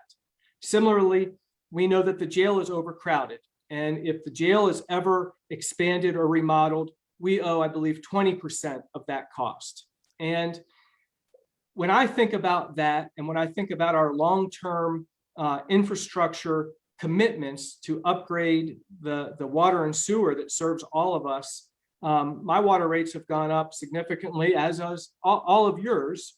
And one of the ways to keep our water rates from going up 10, 15, and 20% per year, because eventually the MSA will need to upgrade their facilities, is to bring more customers into the city. And so while maybe this unsolicited offer is not perfect, the reason we owe it to all of us to give it consideration, and anything consideration, is because we've got liabilities, not just in next fiscal year, but in 5 years, 10 years, 15 years down the road. And so that's just a point of reference why we all, our council members, are giving everything consideration, and because that's our job. And I'm so glad, though, that we heard from 50, 60 people tonight, because that's been my fear, but it's been unfounded, because I know we're on Zoom and we all hate Zoom, but gosh, folks come out and I appreciate it. And, you know, we dealt with this with the expansion of Kendall, and that affected a neighborhood across town. And now we're dealing with it on Spotswood. And I appreciate all the input and the deliberation of the city council. And if we get to that, there's no better planning council in Virginia than the one that the planning commission that we have in the city of Lexington. Our planning commission is fantastic. So I appreciate just the opportunity to say that. Thank you, David. Any other members of council have comments or questions regarding the Spotswood property? I'll just note, just because some people, when I talked to them about this project, didn't realize it, because it has come up a number of times, why not the VDOT property, which is over by Maury River, which would be a great piece of property to develop. I think Mr. Gaskin might be interested in that. Our issue is, when we've done this evaluation of the infrastructure, that the sewer system needs approximately $2 million worth of upgrades on that property. So we are still very interested in acquiring that property, but before we could do any kind of development of this type, it would need a major investment. So I don't see that being developed for housing anytime soon, and it may not be adequate for housing at any point. We may have to look at alternative uses that aren't such high water uses. This property, however, the preliminary evaluations we've done, it does have adequate sewer and water, but that will be a process. If this moves forward, that will be part of the discussion. So just because that question has come up. Another question that did come up was about a housing study. And we actually did do a housing study for the city we worked with a firm to help us, and they contracted out Danter Associates to do a housing study when we were looking at the VDOT property, but applies, for this situation as well. And if you're interested in that, it's a big study. I could email it to you, but there is a demand for housing, particularly with market rate apartment housing. One of the things that the 2019 market study showed was that the current market rate and tax credit apartment supply is 98.8% occupied. So those are just some of the things we're evaluating. There's some resources we have already that we've been looking at, and we can make those available to anybody who wants to look through it. I just want you to know that that is out there. It's out there on my city council Facebook page. If you want to, I created a Google drop, and so you can access it through a link on my city council Facebook page. If you want to dive that deep, it's over there. It's accessible right now. Thank you, Chuck and Leslie. Any other comments or questions from council? Very good. We'll move beyond the public hearing to the next item on the agenda, which is consideration of minutes. They were distributed to City Council prior to the meeting. They are not part of the packet. If members of the community would like to see them, they are on our website and maybe even almost visible where you can see on our screen right now. And do members of council have any observations or questions or changes on those? One small change on page 10. Under the paragraph starting Councilmember Smith, if we could change the wording in the sentence, it was a representation of city-owned property, and the naming of that property, instead of is, if you could change that to was. Got it. Thanks, Chuck. Thank you, Janie. Anything else? Very good. Unless there's an objection, we'll adopt those minutes and approve them as presented with that one change requested on page 10. The next item on our agenda is citizens' remarks and comments. And while we've already heard from a lot of people on the Spotswood, we look forward to additional comments. And as far as I know, we have one citizen who's joined us. That's Bridget Kelly Deering. Bridget, if you would like to go ahead and use your 3 minutes. Glad you're here. Thank you for hearing me. I'll try to be brief. I know you're tired. My name is Bridget Kelly Deering. I moved to 626 Stonewall Street with my family in 2003. I want to be clear that I oppose the City Council's draft policy for renaming Confederate streets for many reasons. Things like the percentage required to pass a name change. This seems completely arbitrary. 75%, 60% of residents. Simple majority. Heck, isn't a supermajority of Congress 60%? But City Council has picked 75%.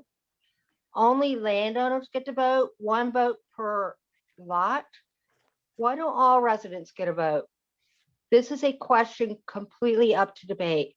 I absolutely disagree with a fee of $400 for residents to bring petitions for name changes to council.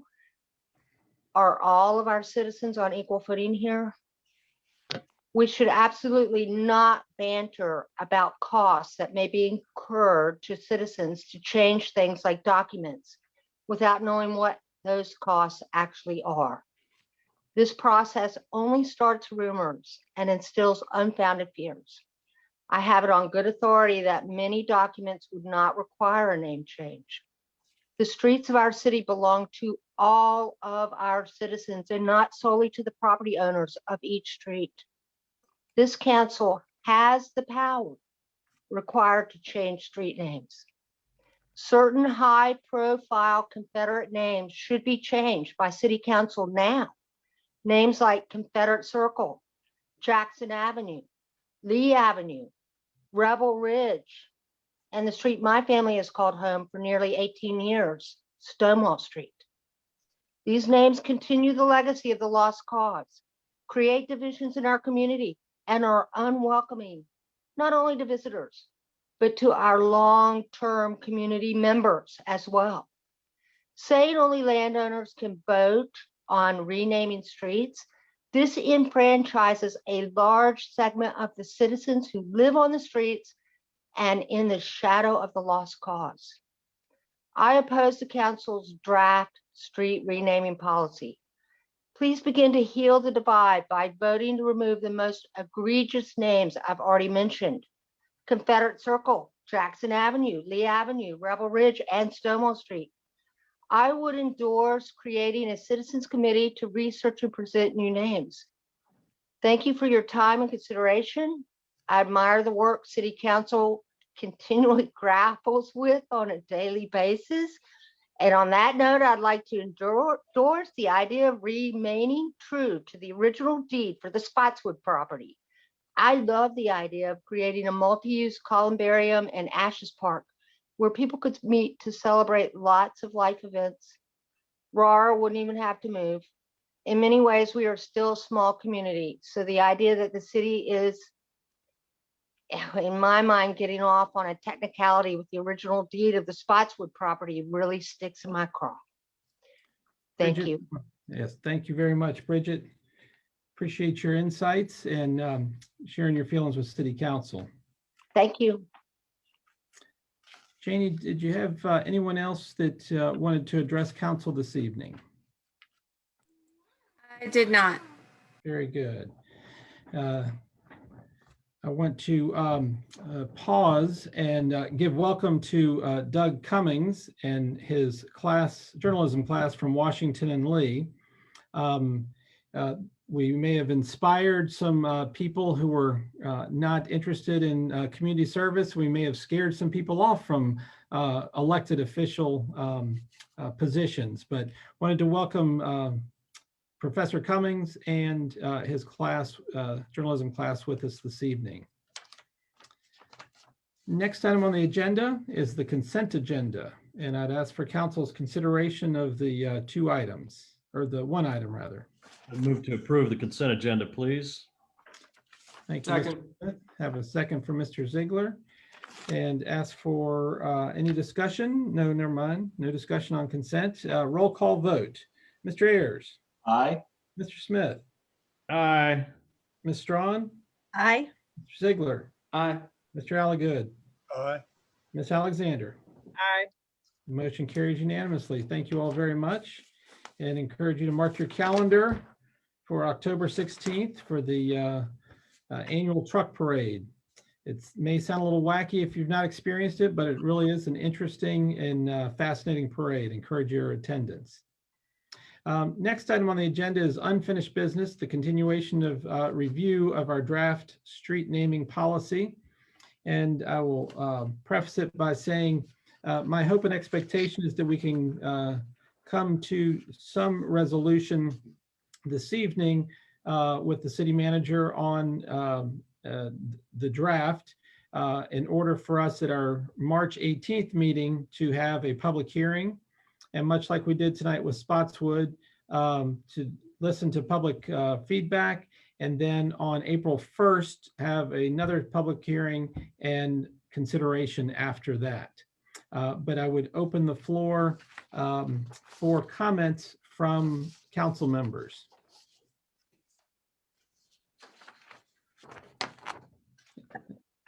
I think the draft looks good. I just want to highlight a couple of the changes that we've made that I don't know that were included in the discussion before. On the schools have a policy, a building renaming policy, and this current draft incorporates some language from that, which is no street may be named for a living individual and may only be named for individuals deceased for 10 or more years. That was something new to this draft that I think is a good addition. And also meshes, parallels the city school policy. Right. Thank you.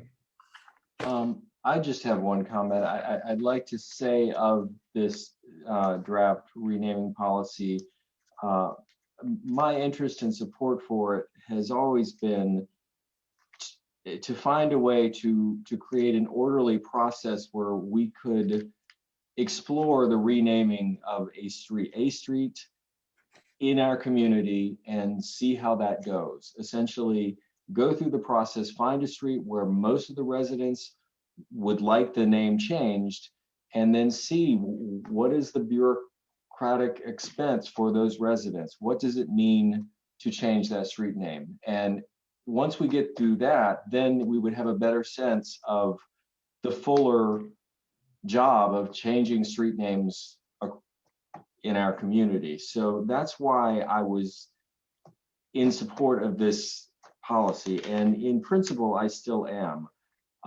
I also want to say, if we move forward with this policy, it is just that. It's a policy that we can change at a later date. We are not bound in stone by this policy if we ultimately accept it in April. But I just kind of wanted to express where I was coming from. Thank you. Thank you, Dennis. Mr. Mayor, as we consider the policy, I had shared information about a week and a half ago from the Director of Elections in the city of Lexington, and with her advice and the procedure for if a street name is changed and what that means for one's voters registration. And I would like that very important information that she shared and the guidance that she shared to be included potentially in a policy about, we'd be encouraged not to change, if we were to do this, change a street name in September or October prior to a November election, due to the fact that everyone on that street would need to change their voters registration in order for there to be no issues. They could still probably vote. They would maybe vote provisionally. If they did not do that, they could still vote. But to ensure there were no issues, she said that would give her time and the procedures time. And so that was her advice. If the rest of council does not think that's necessary, then I would be overruled. But what would happen is, if a street name was changed, the general registrar would send a voter change of address form to every individual who would be affected by that change. And then each individual would be required to officially change their address. And so that would need to occur in order for there to be no issues. But again, folks could still vote provisionally if that did not occur. They would still be able to vote. Do you have any recommended language? For instance, the implementation of a street renaming would not take place after June 1st of any year through an election? You've muted, David. David, you've gone to mute. I don't have any language in mind, but I had shared it 2 weeks ago, hoping that it could be incorporated into the draft policy, and I'm sure others can do better than me. And actually, one of the bigger issues, I guess, would be primaries and things of that nature. So it does become a bit of a sticky wicket, but certainly the highest turnouts are fall, certainly presidential elections, but fall elections in general. So I feel certain the city manager will be able to speak to that and provide some language working with the registrar. Unless, does anyone have an objection to that type of language being added? No, or maybe not even a prohibition, but maybe just a warning somewhere in there that maybe under city council consideration, just put it in there as a consideration that it could impact voting as a reminder. I think it's a very good point. If you try to eliminate it, interrupting any election, like you said, with the primaries, you can be limited to a very small time frame of name change. It also illustrates that rename a street is no small task. And I think this policy does a good job in recognizing that and addressing it. Very good. Thank you, Leslie. Any other feedback, comments for the city manager? I have a comment. It's my view that the policy, even though well drafted, will discourage citizens to go through the process of instituting or attempting to change the name of the street. And as I recall, I think Councilman Ziegler commented about the Alexandria case where they have a similar policy there and they haven't changed any streets. So I just see it as an impediment to change the name of the street. So maybe the objective, you know, without it being overtly stated, is to discourage street renaming. Thank you, Mr. Alligood. Though I would disagree with that. If I lived on a street where I wanted the name changed for whatever reason, I think I would follow this policy and move forward with it. I don't see it as being too cumbersome. I see it as being fair, making sure everybody's informed and can participate in it.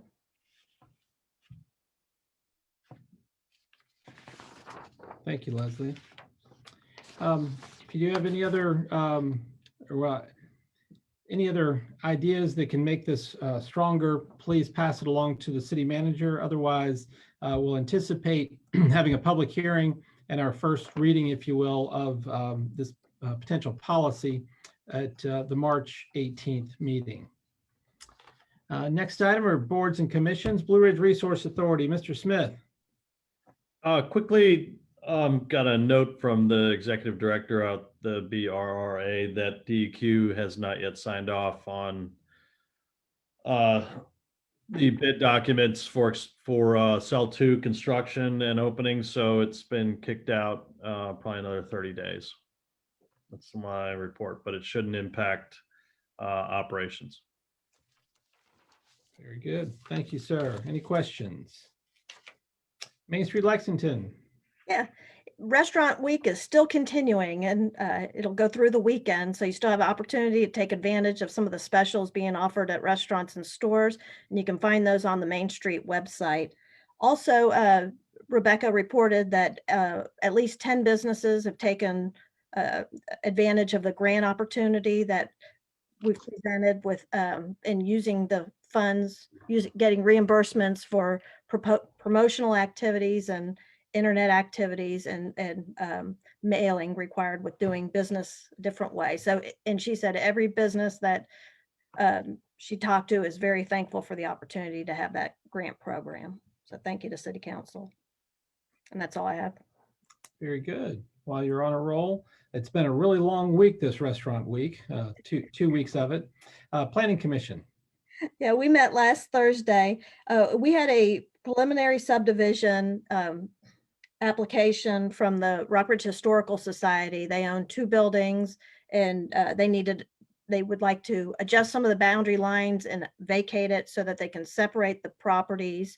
And then they are going to put up one of the buildings for sale. So anyway, that was approved unanimously by the Planning Commission, and that would come before City Council, I imagine, at our next meeting. And we had a request in relation to the General's Retreat. Those folks represented by Russ Orson made a request to reduce the multifamily parking requirements. So Planning Commission began that discussion. We've asked for some more information so we can begin seeing if we need to amend that ordinance. We're also looking at the ordinance that to possibly allow encroachments into yard setbacks as well. That was another request made by the same group. And we ended up tabling our zoning ordinance amendment discussion because the others took so long, and we'll continue to work on those other 2 items at our next meeting. That's all I have. Thank you, Leslie. Any questions for Ms. Strawn? Leslie, I'll just point out for those keeping score at home, the ordinances that you're reviewing for the General Retreat are not limited to the General's Retreat. It is for all multifamily opportunities within the city. So anybody who would be looking at this current or future development would be held to that same standard. Exactly. Thank you. That's a very good point to make. Excellent. Thank you, ma'am. Regional Tourism Board, Mr. Ayers. Yeah, the board's next regular meeting is Wednesday, March 17th, but I did want to mention a couple items. First, an update on the annual vacation guide.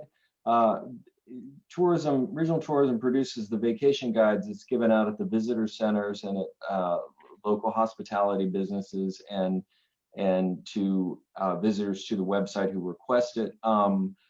Usually that annual guide comes out in January, but because of COVID this year, the decision was made to delay this year's visitors guide. So the next one is actually going to come out around May and June, and it will actually be dated the vacation guide 2022. So it will be in use for 18 months and then we'll get back on track. So we figured it would be better rather than waiting 2 years to wait 18 months and 18 months.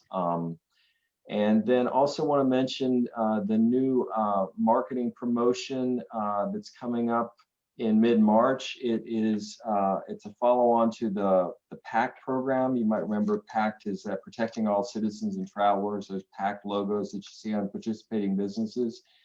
This spring campaign is "We love it when you visit. You can see it in our eyes," and this campaign focuses on the personal connections between business owners, managers, and staff and their customers and the hospitality industry. And anyway, it'll utilize photos of business owners, managers, staff from Lexington, Buena Vista, and Rockbridge County. And it will be an 8-week Facebook campaign, which will drive traffic to a web page featuring interviews with participating PACT businesses. And the page will link out to the PACT main consumer page featuring all the PACT participants and a map of the participants. Two events wanted to mention. First off, this weekend, the Virginia Horse Center is hosting the A-rated annual Spring Welcome Horse Show. That's from March 4th to March 7th. And next Saturday, March 13th, is a new moon, and Natural Bridge State Park will host Skyline Stargazing from 5 to 11:45 p.m. Amateur astrologers can take their telescopes and binoculars and Starwalk mobile phone apps on a hike up Skyline Trail to Jefferson Point for some unobstructed stargazing. And that's it. Thank you. Thank you, Dennis. Any questions? Did you say astrologers or astronomers? Excuse me. Well, I suppose astrologers could do it too, but I meant astronomers. Yeah. Hanging on every word on these reports, so make them count. Rockbridge Area Recreation Organization, Mr. Ziegler. We had our board meeting last night. We're putting the finishing touches on the job description for the executive director. Hopefully that's done soon. I think it's really, really close. But we also discussed how we're going to have a really busy spring. And so what we're actually starting just about right now is our fall sports that didn't occur. So fall sports such as football, soccer, cheerleading. And so they're going to be very abbreviated seasons, about 5 weeks, but we're still going to hold them. And our numbers are pretty strong for soccer with tons of kids signed up. Football is just over 100. I think soccer was like, I think what I have, it says 190. I mean, that's incredible. And then we had 62 kids sign up for cheer. And so football, we decided last night, there was a lot of discussion, but we decided that it would not be tackle football. We decided it would be flag football. We just didn't want to have that risk for the abbreviated season. But we believe that we can, much more safe to do flag football where kids are not, banging heads literally. So, and be right on top of each other. So we're excited about that. And then we'll segue right into softball and baseball and everything that we normally do in the spring. So we're pretty busy and we're excited to get kids back outside, weather permitting.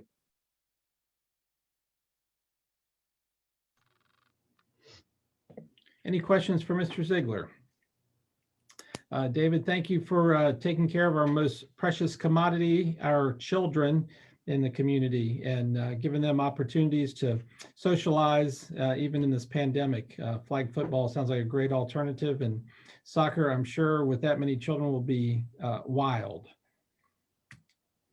Threshold, Miss Alexander. No report until June. Terrific. I may take it off for the next meeting just to save you the point. For my report, I have several items in no particular order, and some of it point of personal privilege. First piece, we received a small briefing about the potential work at Evergreen Cemetery, but I'd like to invite council to direct the city manager to bring forward a proposal for improvements at Evergreen Cemetery at our next meeting, and would welcome a motion to that to formalize it and ensure that that's an actionable item at our next meeting. So moved. Second. Thank you, Ms. Alexander. Second, Mr. Smith. A roll call vote. Any discussion, rather? Roll call vote. Mr. Smith. Aye. Strawn. Aye. Mr. Alligood. Aye. Mr. Ziegler. Aye. Mr. Ayers. Aye. Ms. Alexander. Aye. Motion carries. Thank you all very much, and I look forward to much needed improvements at Evergreen as we work towards equity and sprucing up some of the treasures of our community. Next, I'd like to congratulate Coach Wackenheim on undefeated season. VMI football in February is a rarity, but excited for their significant win over a top 10 team, and wish the Keydets best of luck in the remainder of their season. That still football in February just doesn't make a whole lot of sense. College football, that is. Wanted to extend a warm invitation, or warm welcome rather, to Jason Tyree, who started on Monday as the new city manager for the city of Buena Vista. We'll be recognizing Jay Scudder later, but wanted to formally welcome Jason and wish him give him best wishes for successful tenure as he leads the city of Buena Vista. I wanted to extend a hearty thank you to City Council, and more importantly to your families, for the time and dedication that you all provide, but specifically for the retreat we had earlier this month for the benefit of the community. Ingenuity is going to bring, you know, like we.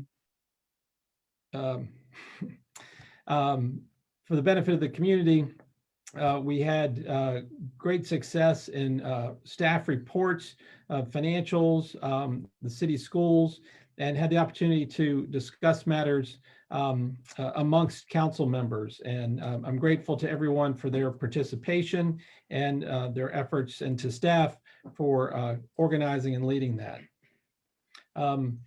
From all the rain and snow and freezing, thank you to Public Works, who got the water mains repaired. There was a good sized pothole just south of Houston Street, and Jeff and his crew got that filled earlier this week. Sometimes when the good job is done, it goes unnoticed, but wanted to publicly thank Public Works for their efforts to keep the streets clean and safe. And lastly, as a point of personal privilege, wanted to alert council. When we were meeting last week and we came out, as I walked back to my office, I saw the antennas that had been attached to the Gin Hotel. And all of my public service over the past 20 plus years, I've never been more distraught about something than seeing those antenna. The planning department and ARB have historically done a great job of any antennas being chimneys or pergolas or something that blended in and wasn't the sore thumb that T-Mobile has applied to the side of the Gin Hotel. I independently asked the city manager to work with the planning director to see what steps we could take to ensure that there are no more antennas attached as antennas, but to be more subtle as chimneys or pergolas. And I look forward to continuing to support communication technology and other technology, but where we're not diminishing our historic downtown. And with that, I'll pass it to the city manager for his report. Thank you, Mr. Mayor. I saw a few yawns earlier when people probably didn't know they were on the screen, so I'll try and keep it short. All of you are aware that our local DSS committee has been looking at facilities or sites for a new home for our Department of Social Services. Those representatives from our two cities, the Department of Social Services and Rockbridge County, have been evaluating sites.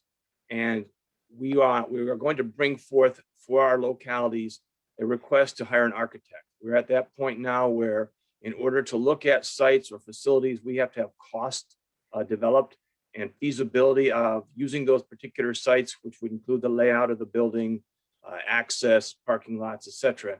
And we just can't do that unless we hire a professional to put some of those scenarios together for us.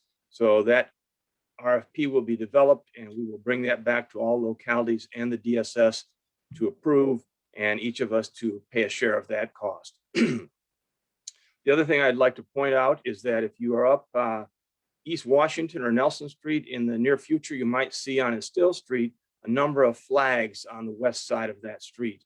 And that's because we're going to put in a slight sidewalk extension there. Some number of years ago, we were granted an easement to do that, and it has been delayed for a number of reasons.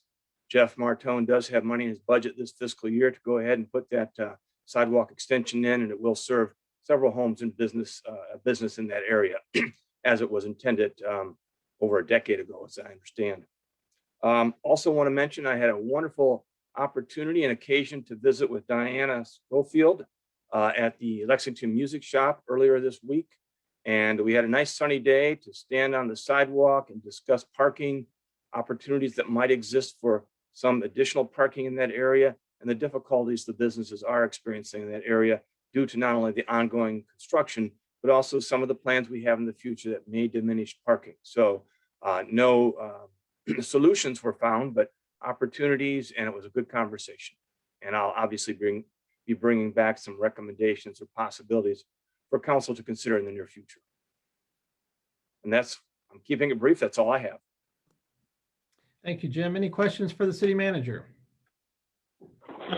Just a quick comment. Glad you and Diane have gotten together to re-examine that situation and maybe get something resolved. I'm really pleased to hear that progress. Thank you.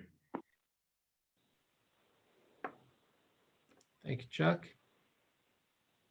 No other questions for the city manager. City attorney, Jared. I have no report this evening, but am happy to answer any questions anyone might have. Very good. Members of council have any questions for the city attorney? Very good. Well, hearing none, I would work towards adjourning our meeting, but the journalism class, again, glad you all were here. Sorry we didn't see your smiling faces, as I think you all, I'm sure you were listening attentively, even though we couldn't see your smiling faces in the Zoom screen. But please come back and join us again. And if you have any questions or need any assistance, please don't hesitate to contact the city manager or any of the city council members. Our contact information is all on the city website. Unless there's anything else for the good of the cause, we will stand adjourned and reconvene on the 18th of March. Have a great night, everybody. Thank you.